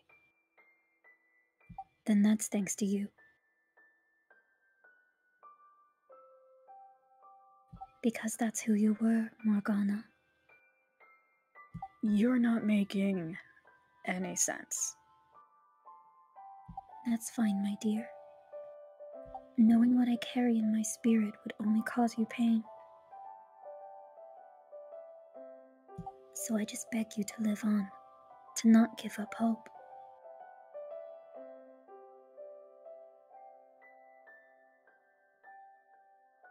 Where am I supposed to find hope? Chained up in a tower. You've been with me long enough. You see me here. My body is on the verge of death, and a black cloud fills my spirit. I despise those men. Every one of them who did this to me. I want to kill them myself. And I hate that I lack the power to do so. I want to place a curse on them all. Don't talk like that, Morgana. Please, keep your spirit pure. Don't talk about cursing people. There's still hope. Someone will come to save you. Maybe one of the three will have a change of heart. Or maybe someone else will come through the door. Just have a little patience, all right?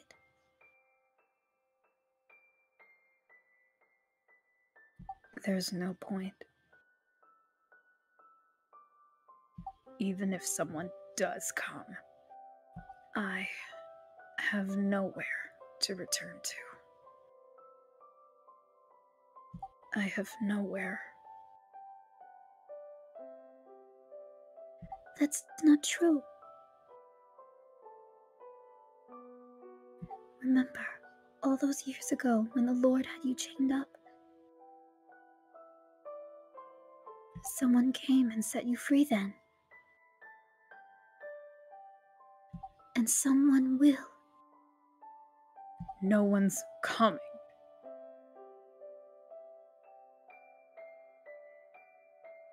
That was a miracle. A one-time miracle. The flaxen-haired boy, he lied to me. This world is nothing but betrayal. No one is going to set me free anymore.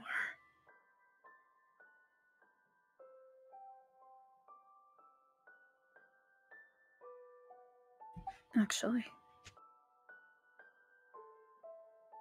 there is one possibility for my salvation.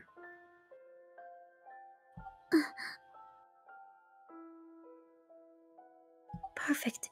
Then we'll wait for them to come. Yes, let's wait for an angel to come. What? An angel to come and set me free. Morgana. Deliver divine punishment unto the sinners who would defile me.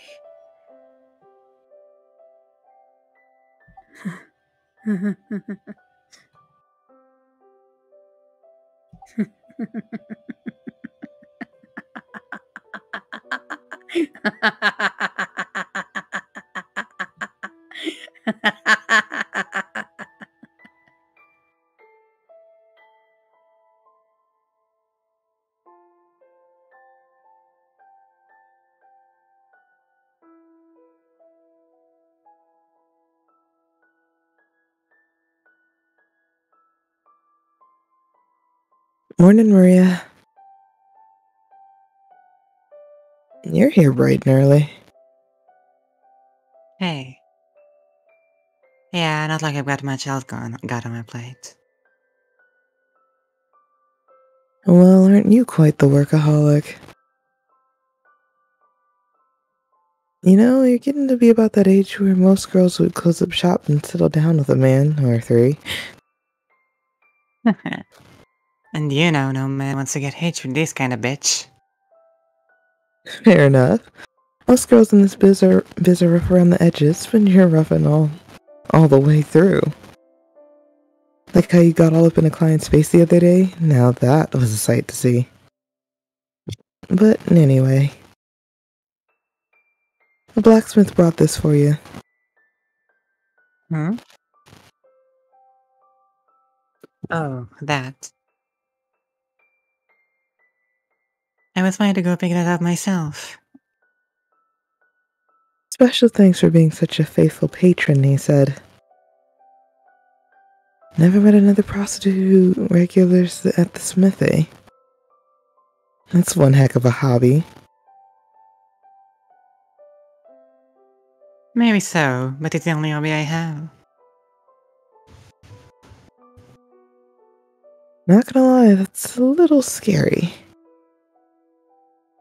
What kind of girl collects knives?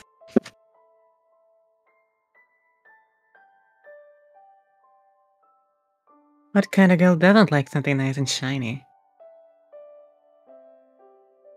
There's nothing more to it, right?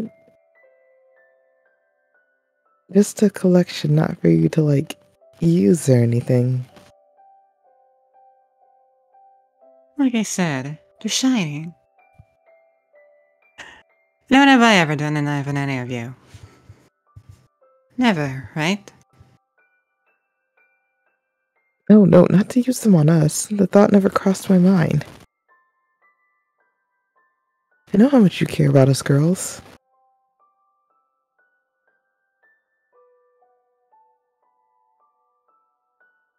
I just mean...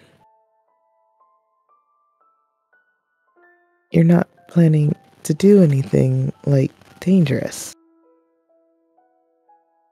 Oh no, hell no. You're way overthinking it.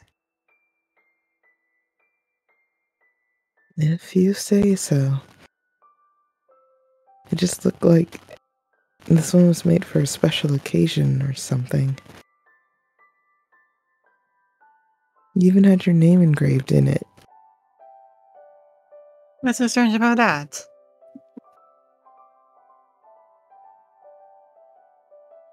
Collectors get their names engraved on shit all the time.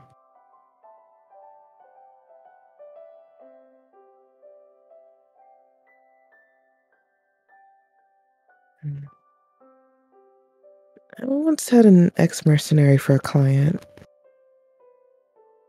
And he told me people engrave names in weapons for all sorts of reasons. The name of someone you love helps strengthen your resolve. Your own name as a symbol of your honor.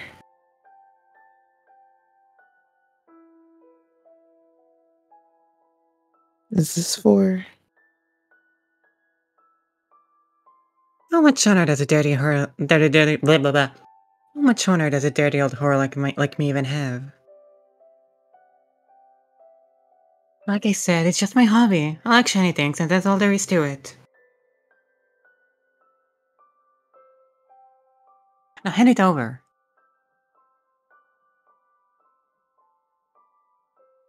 Promise me you won't do anything dangerous with it. Pinky swear. Thanks.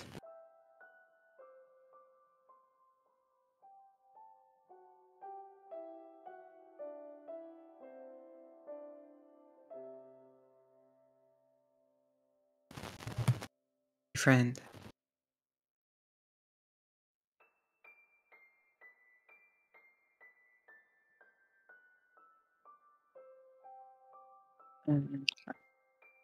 It had been 4 years since the raid on the brothel, and we're still just barely getting back on our feet. It will never be the same as before, though. Not because we had to move locations, but because the slums were shaking away to almost nothing thanks to the Lord's renovations. Not to mention all the new foreign women who sold their services up in the city's bustling marketplace.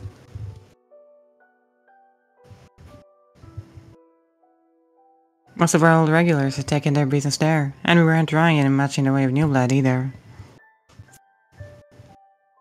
With better options to get our rocks off, only the real oddballs went for the rundown whorehouse in a little back alley in the slums. It was enough to keep us afloat. But we'd hardly last another 6 months. A year if we were real lucky. And while we were down here fighting to make it by day to day, our ever-gracious Lord was planning a festival to celebrate the spring harvest. Celebrations were to take place in and around the new church set up across the river. With this being the first annual harvest festival, the whole city was in a rather jolly mood. Everyone except us slum rats, of course. The merchants, the upper class, and even most of the regular citizens were in love with the Lord. Public opinion took a huge turn after the new church opened its doors. I presume it was all part of his grand plan. Me, on the other hand, I was far from pleased. He had abandoned us in the slums. Left all his old friends out to dry because he wanted a little extra gold. And like hell I was going to stand for that.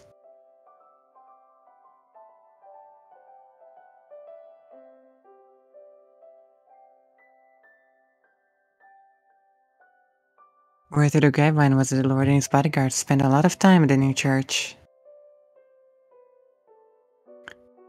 A nun everyone called the Saintess worked there, handing out some kind of miracle elixir.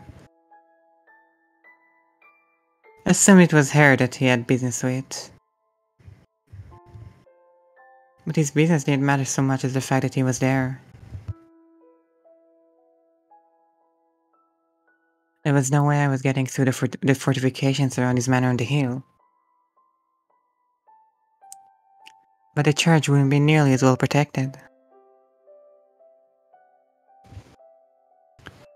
Last night I snuck under the ground to survey the area, and there was no sign of any guards, or people at all. So it wouldn't likely be difficult for me to slip into the building and hide there until he showed up. Tonight, I brought everything. I was going all in.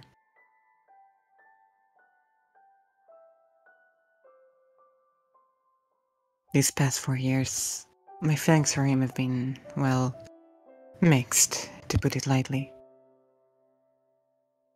I knew damn well he wasn't the same man I grew up with.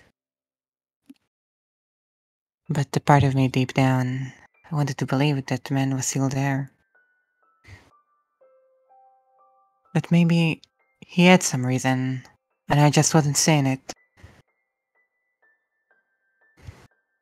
That I was misinterpreting him somehow. But if I was right, and the old Jacopo was gone,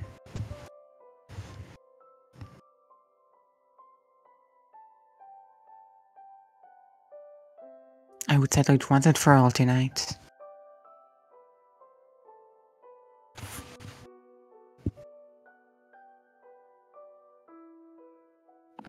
It's quiet in there.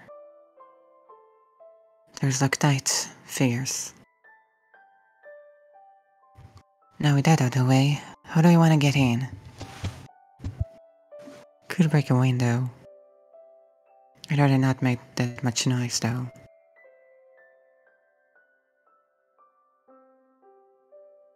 Hmm?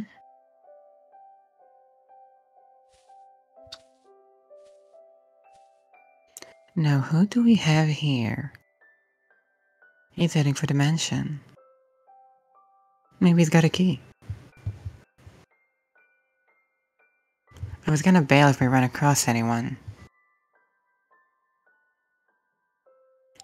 But that might not be necessary.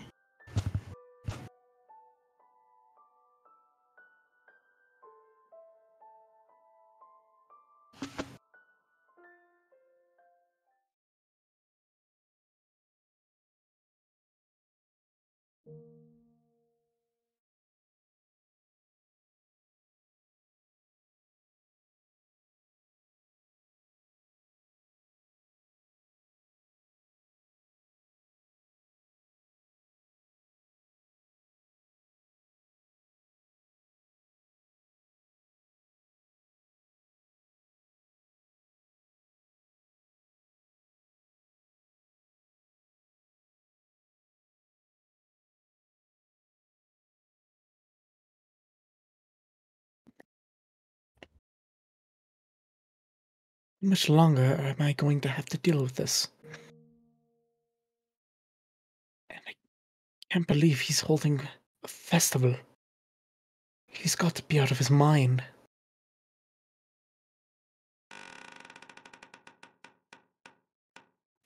I'm too tired to worry about this tonight.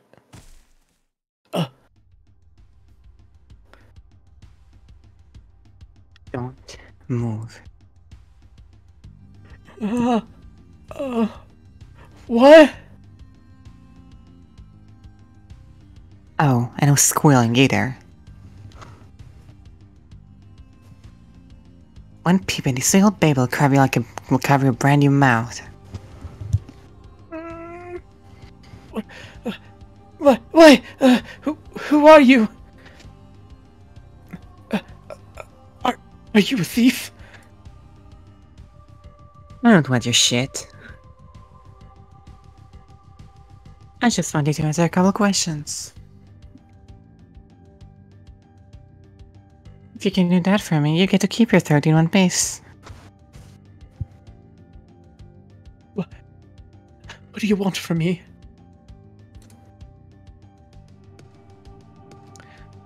What are you doing here?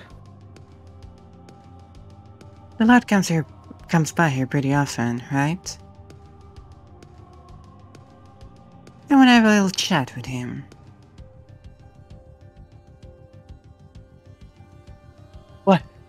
Are you out of your mind? I can't let you see the Lord. Oh, alright. Nighty-nighty then. Wait!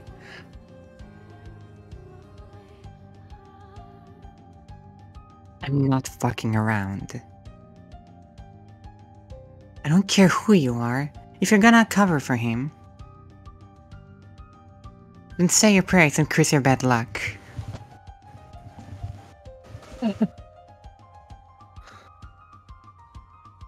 What's it gonna be, little man?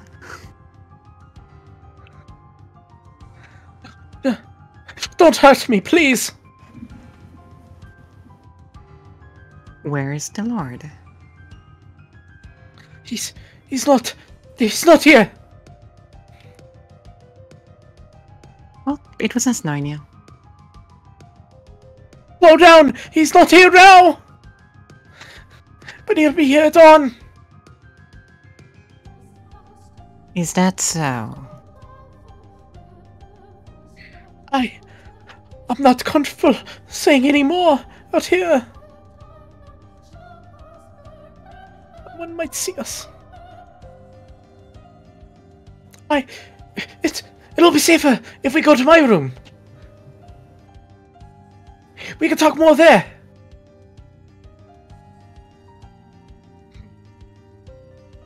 And how do I know you're not gonna split as they're gonna let go? I swear!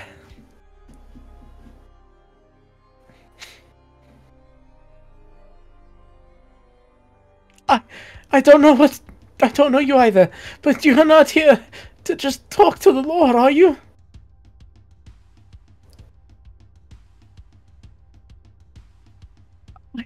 I'm doing what he says, but not because I agree with him. So if anything, I'm on your side. You're better at sucking dick than most of the prostitutes I know. I mean it. At the very least, we can't have a productive conversation if we're both on edge like this. You got a decent head on your shoulders for someone who was within seconds of losing it. Alright, you convinced me. Lead away, little man. But if you so much as breathe suspiciously, your head will roll. I get it. On your feet. Bad irony to someone without a spine. I definitely have trouble sleeping after this if I had to kill a complete stranger.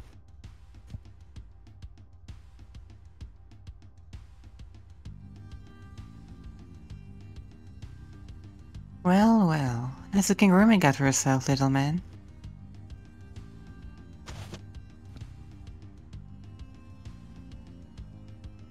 So, the Lord's gonna be here bright and early, you said. But why? Well, That I might understand if he was here to play friendly with all his followers. But no one's gonna be here to ask Krakodan. They're not his followers. They're patrons of the church, true believers in the word of God. Can't say I'm convinced. Looks more to me like he's built himself a damn cult.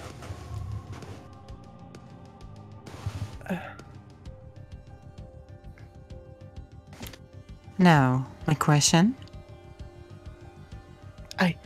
The Lord has important business to attend in the morning. I'm not stupid. I'm asking what his business is.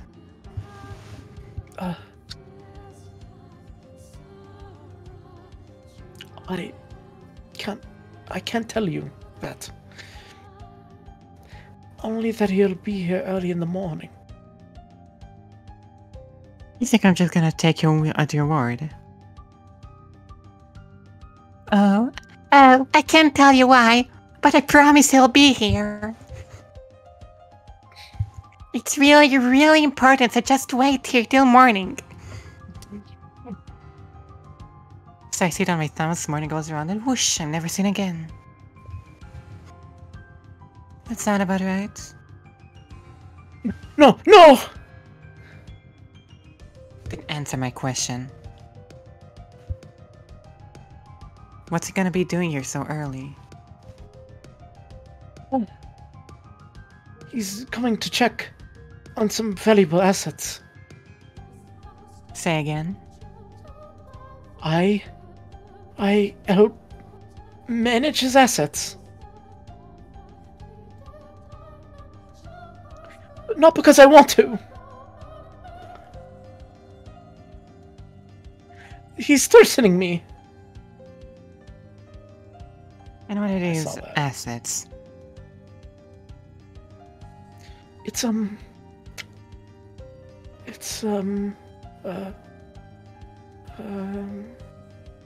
Spit it out.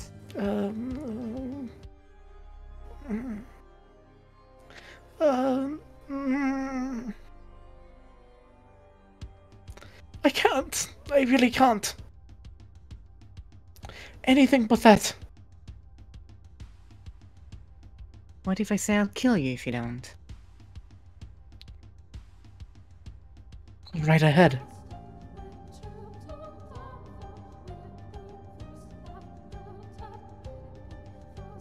Threaten me all you want. That's the one thing I can never tell anyone.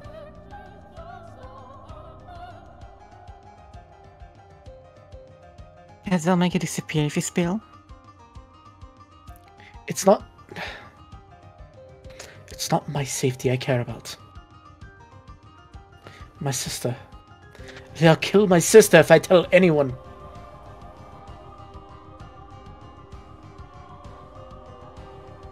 So I can't say anything. You have a sister. She's my only family. I see.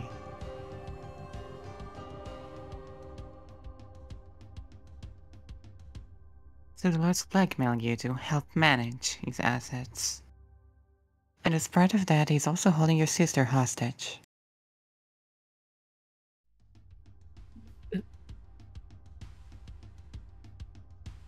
Not directly, but essentially yes.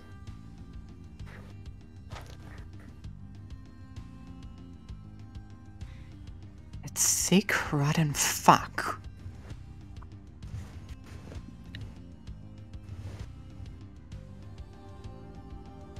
I don't have any family myself. But a few years back, there was this girl who was like a sister to me. What? Oh!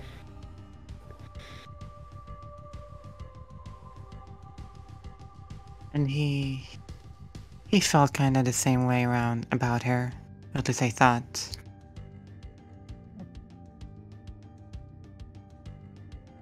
But now he's fallen so far, he's taking some kid's sister hostage.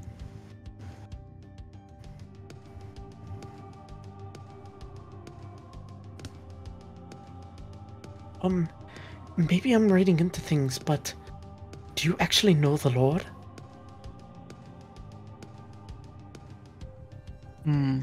I did.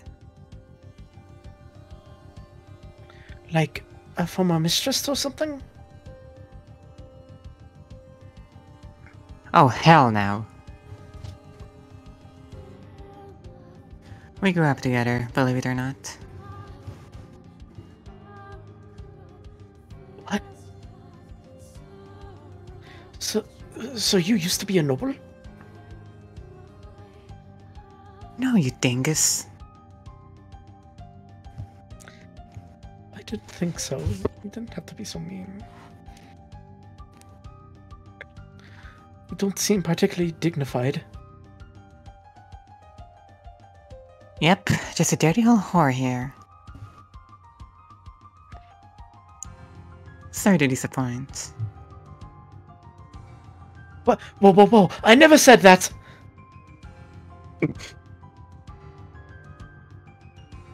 Anyway, that's all you need to know about me and the Lord. Alright. Now what about you? You known him for long? About 6 months, maybe. So no, but you've been in regular contact with him that whole time. Tell me, what do you like these days? Don't worry, the knife's taking a nap. Just tell me whatever you can. I'm curious.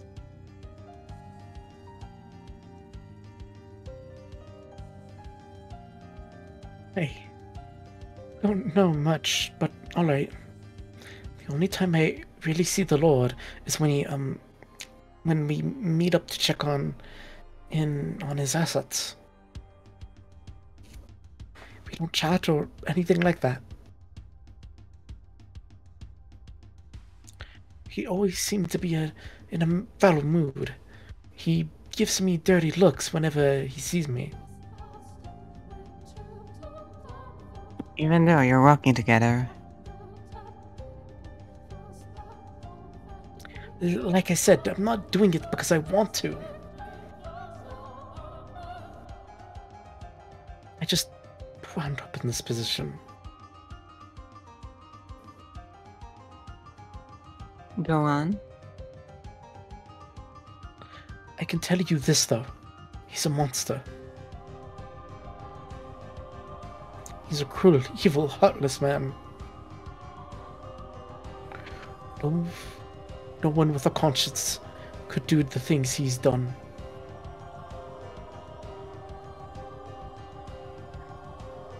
He doesn't care how much pain he causes.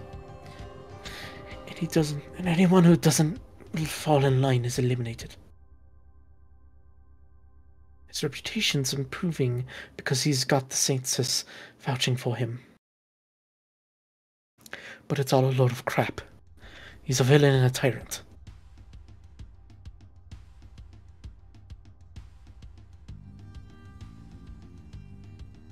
Sounds just like the previous Lord. Huh? The previous Lord?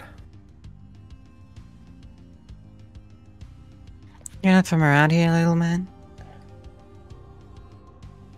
No, I lived somewhere far away, and just sort of ended up here recently. Well, that explains it. There was a different guy on the throne up till about 4 years ago. He was a vicious, barbaric fuck who treated people like his playthings. He would murder slaves by the dozen just for shits.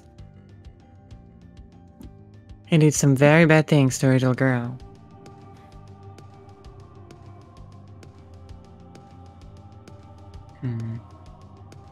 This new lord is exactly the same. People are just another commodity to him. Man or woman or child. He doesn't care as long as they're useful to him. He'll hurt people. He'll kill them. Anything to get what he wants.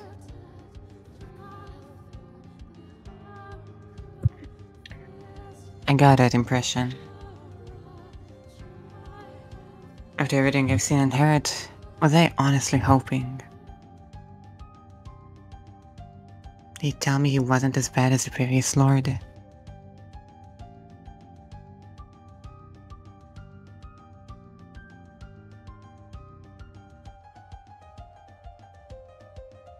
I've heard enough. He's gone over the edge and there's no bringing him back. I was originally planning to talk to him.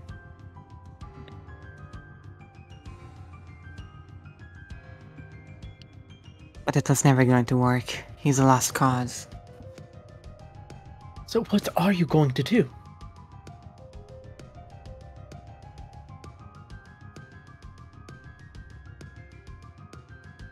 I'm gonna make sure he can't shame himself any more than he has.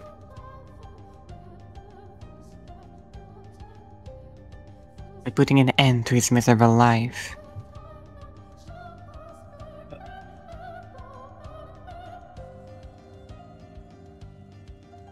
You wanna see the Lord Gun too, don't you? Get out of this shitty hole he's thrown you in. Wait,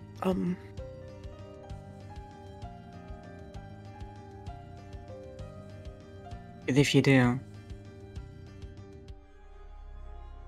then stick your neck out and give me a hand. You know what'll happen if you keep on like this?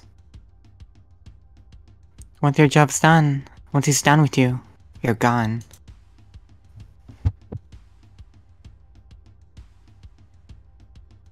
You're not stupid enough to think he'd let you leave, are you?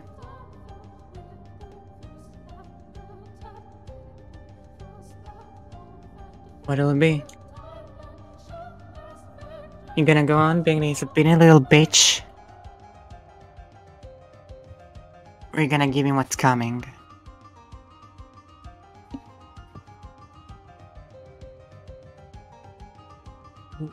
Alright. I'll help. Excellent. You tell him must be damn skilled to come with balls that big.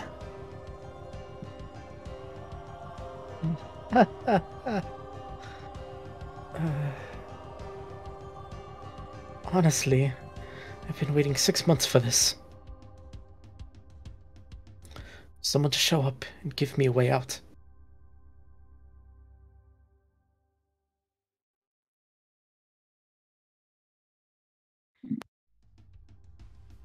Waiting for the sun to rise, me and the little man hashed out our plan of attack. Unfortunately, it is midnight, so we will have to continue Maria's counterattack later. Damn. Maria no Gyakushu. You have to watch Maria's counterattack at least once every year, otherwise you get a migraine. I couldn't help but chuckle a few times during that exchange. Oh, hey, late. Wait, hold on a second, is it? Yeah, new black background save! Yay! She's like, it's been a while. She's like, you're such a dingus, and Mel took that so personally. Dingus! Fucking dingus.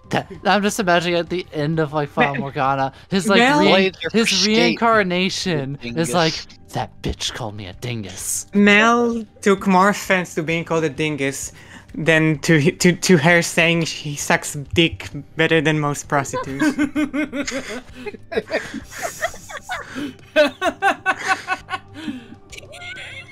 Well, he's proud of his skill. Because Why he do you knows always she's cast right. Rindy as the role that dawned me? God. Good. I'm quite confident in my skills, you know. I bet he is. Alrighty then. But yeah, I'm glad we finally got through the Morgana getting her arm cut off bit, because like that's like the way that scene is specifically handled in this, like just sold this fucking thing for me. Like, that specifically was like, oh wow, that's really good. I like how they did, like, they fucked around a little bit more with the font and, like, the sizing of lettering in the PC version, like a smidge more than how they did it in this one, but overall I think it's pretty good. Donna, what'd you guys think? I like this. Also, I had a bit of a massive headache throughout a bit of this, so it's Oh, same! Me too. Also a bit of a sore throat, but all I couldn't catch. Fair. Oh, sore throat, you say? Oh, good. Funny enough, I had going around. Funny enough, I got the disease from these people. I remember, like, I had like a phone call from, like, I think from someone. It was literally right during the scene where Yukimasa took Morgana's arm, and I'm like, I'm just gonna pretend like my phone's not working. That was my solution. I am not Corcat! Oh goodness. Well, there's a lot of shouting. I am not a chipmunk, as she proceeds to turn into Alvin. That does not mean I'm Corcat either! As her voice gets more helium in it. Rocks yelling at everybody. Next thing you know, she will no longer be a chipmunk, but Fred. Were you actually pounding on a table while saying that? Yes, I am! Shut up! Just like a cat. Just like a cat. Oh goodness gracious. Shut up! I like this game, this book game. I wouldn't say that this bit's totally valueless because we are getting a unique I like perspective video on what bang. happened. I know you did! I will say, I'll say the last bit, like with the whole hostage, that's interesting and all that. I'll say there is a big part at the end of the last stream, at the beginning of this one, where I felt like they could have, like, you know, cut a bit of it. I feel like they could have gone, oh yeah, here's, and then I talked to the boy with flaxen hair and just cut it. I think they should have just jumped to Morgana getting her arm cut, even though I'm like sitting there going, oh boy, Morgana getting her arm cut third time, let's go. Wow. Y'all are some violent individuals, and it kind of scares me. I'll say I kind of have Josh's viewpoint. I'll say a lot of this part feels. You know what? I'm gonna shoot B really quickly and say this part feels like last time on Dragon Ball Z, the visual novel. You know, I was gonna say that. Just saying. Oh, goodness gracious. Nope, I forgot it. Never mind. I don't know. I think, like, the unique perspective, I do think adds a little bit to this, because, like, we got, like, secondhand accounts from, like, all the other characters as to what was actually going on and all that fun business. We didn't get to see what, like, happened proper. So while this is fundamentally a recounting, we didn't hear it from, like, the people who actually, like, said the thing, or experienced it, rather. So, like, we are getting something unique out of it. I think that we are inherently getting something unique out of this.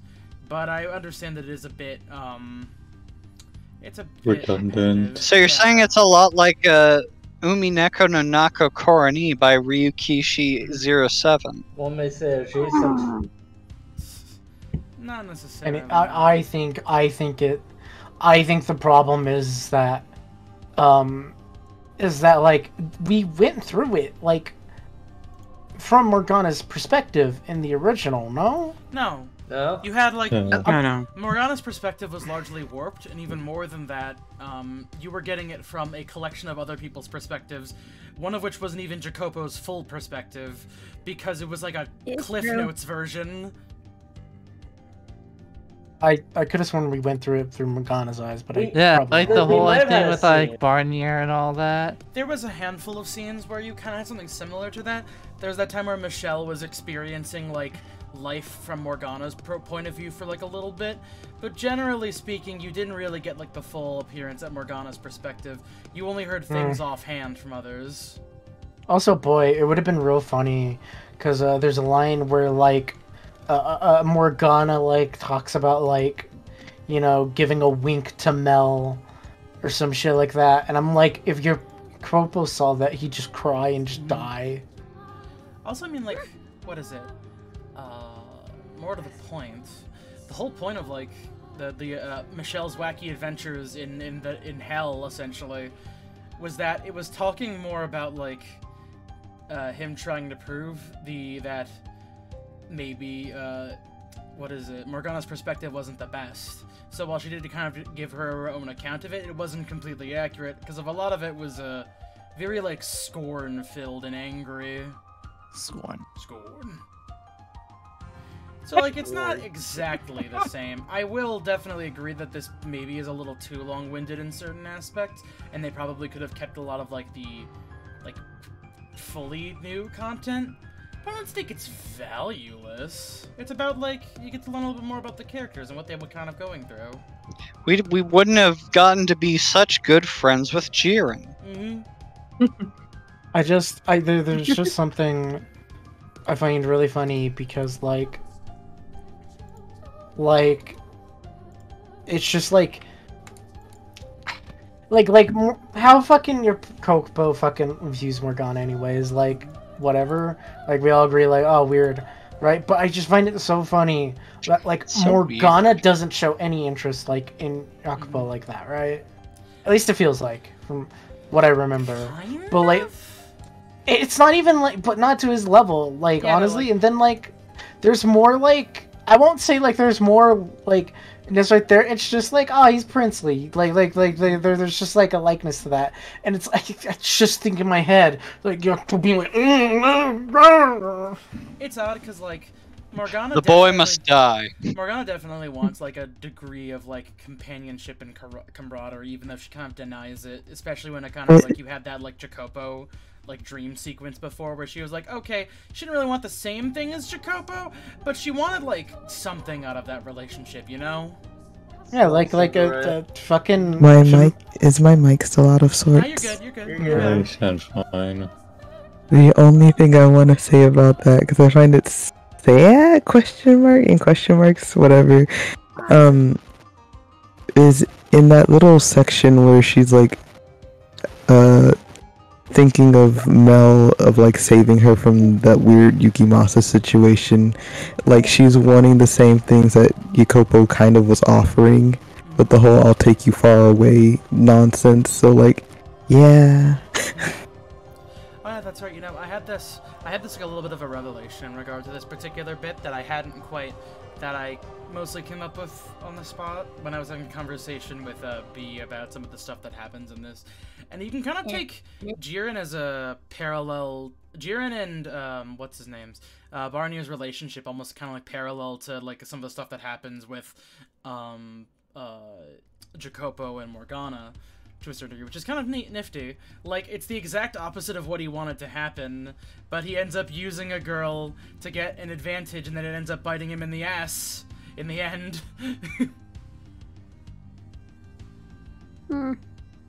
Yeah, pretty much.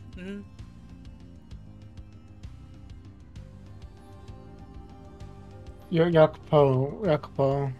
Plus, you see like kind of like the weird relationship that Barnier and Jiren kind of had. That he did like, he possessed a weird kind of fondness for her. Now, obviously, you can make like the bigger comparison to like how it's like Keika Hanada is trying really desperately to kind of like draw a comparison between like Jacopo and Michelle and Giselle and Morgana, and it doesn't really work as well. It's like they're all exactly the same. I don't think. Well, first off, I don't even think like fucking Giselle and Michelle's like relationships can even comprehend to this, because it's like that feels more concrete than like any of these feelings. Yeah. Like it just it doesn't feel like it's comparable.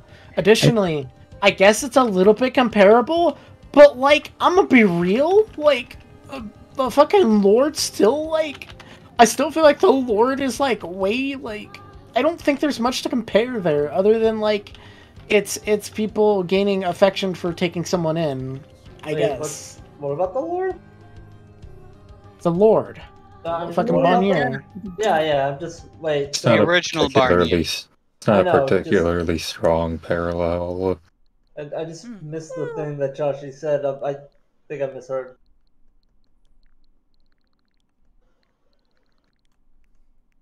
Do you want me to re-say it? I just wonder, like, did you say that you don't understand why there's comparisons to the Lord? Everybody can see your shit right I now. don't care. Keep talking.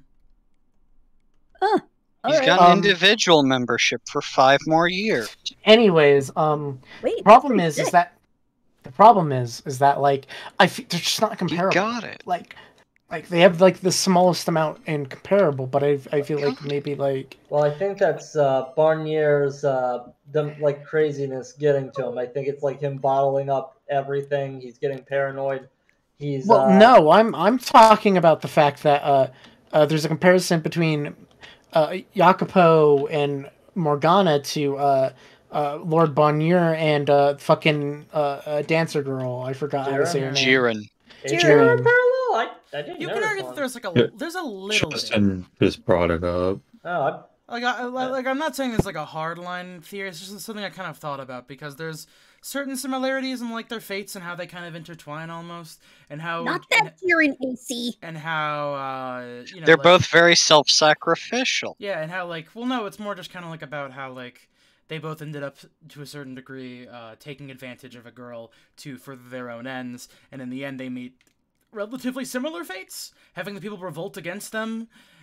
Because pretty much, and ultimately dying largely because of that girl. there might be something to that, but it feels somewhat of a stretch just to me personally. But I can see why people might think that. Well, I can see the connection, but the problem is that I feel is like Jacopo is because he's actively like hurting the people he wants to protect because he's gained the power. With Lord Barnier, he doesn't give a shit. Oh yeah, just no. kind of had it's just that it's like an inkling of like I kind of like you, I guess. Yeah, no, I gotcha. You're enjoyable. It's just that it's like the game, like hell, even with like having quote unquote Barnier's ghost, which we've discovered is not Barnier's ghost. It's just a fucking like, it's just Jacopo going fucking crazy. It's like they're very distinctly trying to kind of like just goblining out. They're kind of trying to create like I would say like a distinction about like how he's going down the exact same path Barnier did in a couple of ways, but obviously their methods and their ideals are very distinctly different. But what if we had another flashback specifically for Barnier to show how he's not really that bad of a guy because he was we never just really insane the whole time. We That's didn't why he was understand like his that. So it's circumstances. fine. Are you going Guys, it's fine. He did the unstable blood man you're orgies able with? because the lack of blood orgies killed his grandma, and he needs to do it to keep Because up her blood orgy honor. kills my grandma, okay? His grandmother's dying words were, Barnier, you need to do more blood orgies. You And need he's to like, do "Yes, so many Grandma." fucking blood orgies. Kill him, kill them all, Peter. He didn't know. He didn't realize the blood orgies were evil. He didn't realize. He didn't know. He didn't know. He didn't think about it. He thought he was making people happy. I would say like He thought he was a product of his time, really. Yeah, he thought he was trying to appease those nobles, you know? Those nobles are the real monsters until we find out how sympathetic they are. Listen, he was very traumatic at the time. I'm It not was all say- delusion. I'm not saying that Barnier is like sympathetic in literally any capacity. He's a human piece of waste. But what I am trying to say is more the idea of like the curse of the Lord, so to speak, and blah blah blah blah blah, blah and how power corrupts and all that fun business, and how their ends are somewhat similar to a certain degree. Yeah. It's more Absolutely. of Not so different, you and I. It's more of a pet theory than anything else. I find it so fucking. I still find it so funny that like. I love that you use the term. Like Yuki Masa comes back with Morgana missing an arm, goes, oh. Yeah, sorry about that. Yeah, Copo. Oh no, her arm fell off. It was like she was like that when I found her. Like It was weird. You see, she cut her if own he had arm some off. duct tape, this wouldn't have been a problem. Fucking whoopsie I'm just doodles, ima- am I right? I'm just imagining either that or Jacopo's hiding it, and he's like, Now I he's, know like, you're putting- gonna be mad. No, I'll never But forgive. arm to that kid. He's like, I'll never forgive you're Renee for saying it was a plan. I'm just imagining like Jacopo was like, he said, yeah, "Don't worry, her arms off. You know, it's like General Armsenoff. You know, yeah, her arms still first she fine." always had two arms. It's so weird to you know, me. actually, like, Show me the speaking of receipt. which, Show me the receipt. this did actually remind me What's of the what I was receipt of going to say what? earlier, which is, Kaneko, you did a great job of tonight. You did a awesome Yeah. job. Mhm. I think we all need to give Kaneko a big hand. Woo. Is this Round of That's me applause. clapping. It's don't know. super long. Hey, Carol. Wait here, hold on a second. Will jazz claps get through? Well, let me Yeah, go. let's do do that. that. Do you think there's like a point where like Morgana fainted from blood loss and Jacopo kind of In that bag for sure. And Jacopo, no, let me finish. And Jacopo just kind of like weakened at Bernie's her to the way, all the way to Jacopo's manor. Like, see, she's fine. Hey, everybody, I'm Morgana. I'm thinking, if I may, real quick. I'm just thinking about like instead of like cutting off her arm, what if just Yukimasa cold cocked her? Like just like punched her in the face and knocked her the fuck out. But then he wouldn't use But he his wouldn't. sword. Yeah, he wouldn't be able to satisfy his bloodlust. Yukimasa's just like, are you sure she always had two arms? The thing that gets me is that he said mistakes are made and limbs are lost. Meanwhile, the scene before he yeets the arm at Mel. Like, what do you mean mistakes? Listen, I forgot for a hot minute. Was that even discussed No, with Mel? no. Oh my! He just went like he made an entire situation where he was like, "Here, take an arm," and I was like, "What the fuck?" My man simply wanted to cut. And really, My man simply wanted to cook. Why'd y'all let him cook? I'm just imagining. Josh, are you gonna deny this man his opportunity to cook? Mel's like, "Okay, I guess I'll help you take her in. As long as she doesn't get hurt, you can stab." Okay, There was nothing I could do. Now, Mel, you might be mad, but I swear her arm just fell off naturally. She's a very sick girl. I'm pretty sure that's a manufacturer defect, actually. No, you just see. You see, if her arm wasn't faulty, it wouldn't have fallen off. This is entirely her fault. No, I was just imagining like her just like screaming with like, and it was like she shouldn't have resisted. like Jacopo has his like hand on her mouth, and he's like, shh, it's okay, it fell off in an accident.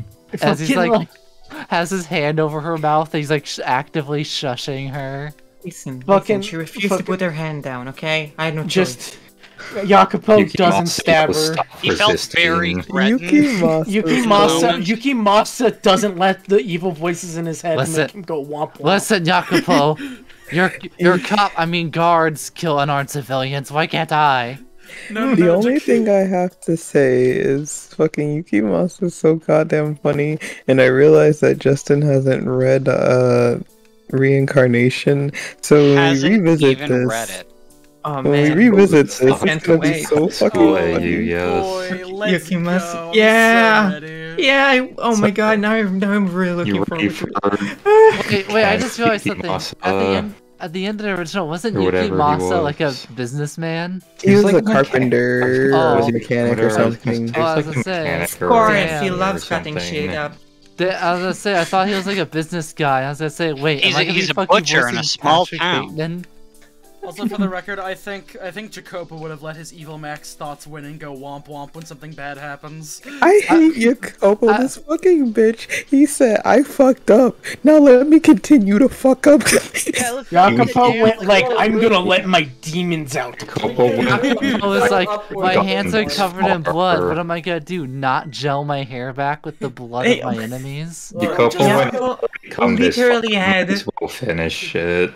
Jacopo literally had the devil on his shoulder saying, yeah, I fucking love doing this shit. And then they switched the agent like, yeah, I really love doing this shit, huh? Wait, I have a problem with that. Is that, like, Jacopo, at the end, during when Michelle's trying to convince him, goes, I was gonna let her out on the last day.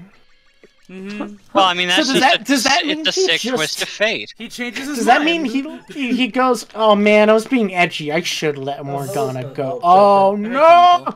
Also, yeah, no, he's just like, fuck, I'm being super cringy. I'll go let her out in a minute. It's fine. What? It's all about ceremony and performance, and it's like, bruh, come on now. This has been ongoing 5 He ever. let the Green Goblin win. I can't believe it actually switched. I can't believe the good Jacopo was apparition. stabbed by his own glider. And the good apparition was still like, yeah, no, you gotta do it, man. It's too late, you gotta. Jacopo can only fail. It'd be how it'd be. Do you think Jacopo has like a... Do you think Jacopo's like Cost bedchambers? fallacy, what's that? That sounds fucking stupid. It wasn't invented yet. What goes Do you- down must come up. Do I'm you, do, you, fine. do you think that Jacopo still has like a bust of Barnier in the bedchamber, You and think- that's what he's like talking to? Do you think Ghost Barnier and Ghost Jacopo explode each other's bodies? Jacopo just like looks at me and just Do you think like do you think Jacopo puts on like a Barnier mask? Like not metaphorically, I mean like Fuck literally. It's like a Barnier like grinning mask, like some weird Green Goblin shit. He and he fucking- puts it on when he's in the mood. I mean, obviously, Jacopo obviously I kept not- the head. That's what the fuck was I why! gonna do with it? That's Jacopo- why Ghost Jacopo's head has different opacity on it, because it's Jacopo wearing the mask. Jacopo kidnaps There you Mel, and Mel. ties him up and puts him in the Spider-Man outfit as he puts on the Green Goblin costume. You and I are not so different, you and I. I don't know what the fuck you're Finish talking it. about. Lord, you didn't sound like that 5 minutes ago. It actually This is makes the so much sound of sense. my true self. Jacopo Ow, ow. has a Barnier mask that he talks to, and he imagines the rest of the bodies there, and that's why the mask is opaque than the rest. of the Fucking body. like It makes That's so much what's sense. behind the mask or Mel whatever Mel's Dream said. screaming and just sad, and he looks in the corner, and Yuki Ma's just sitting there being like, I don't know what's going on. Do you think Jacopo Little like shrug. slicks his hair back to look like Barnier's whenever he's feeling it? No, he doesn't shrug. He goes Yeah. womp womp. I like to think whenever Jacopo looks at his reflection, he just sees himself, but with his face distorted like Jim Carrey does in that one gif. As a wise man once said, "Wubba lubba dub dub." Oh god. Oh god. And Oh, on God, that he's note, I quoting think Rick we and should Morty. go ahead and get the fuck out. My lord, he's quoting Rick and Morty. My lord! My lord, I don't He's think we just can as escape evil. the accusations. Surely he was worse than the slaver. Good Man, news. that was so funny being like, yes, Jacopo is as bad as the guy who just reveled in blood orgies, just got off and just came at human suffering and people being mutilated. Like, yeah, Jacopo's a piece of shit at this point. Yeah, but I don't think he's getting it up at like a fucking torture party. Man grits it up at torture party. Man just kind of stupid. He's pathetic and he's a bitch. He's just as bad as the horrible, sadistic blood orgy man. So, Wait, did I just see Megalovania? You're thinking of Megalomania, very different. Which was the inspiration for Megalovania. Mm-hmm. Oh. So who's more of a funny little guy? Is it Jiren or is it Ghost Barney? Ghost Barney. Ghost Barney is more of a funny little guy. Goku. He's just a funny little goblin man who yells and gravels and sweet nothings into Jacopo's ears. I was gonna say it was Goku, but okay. Ghost Barney. Do you think that whenever Jacopo gets like pissed off, he gets like pumpkin bombs and like throws it at peasants? Oh my God damn it. God, I think Spacey it- I will no think it longer is talk time about to end the anything stream. else I think it's time to end the stream. regarding Fata Morgana besides Spider-Man. Incredible. You found a way. You made it happen. Alright. I've been having solid gallbladder pain for the Do past you think 5 when minutes, Spider-Man's in and Perry I France, he spreads his Good. DNA all over the girls? Good night, all you funny little gives them all gremlins. We're cancer. ending it now. Good night. Good Good night. God, I want to get to reincarnate.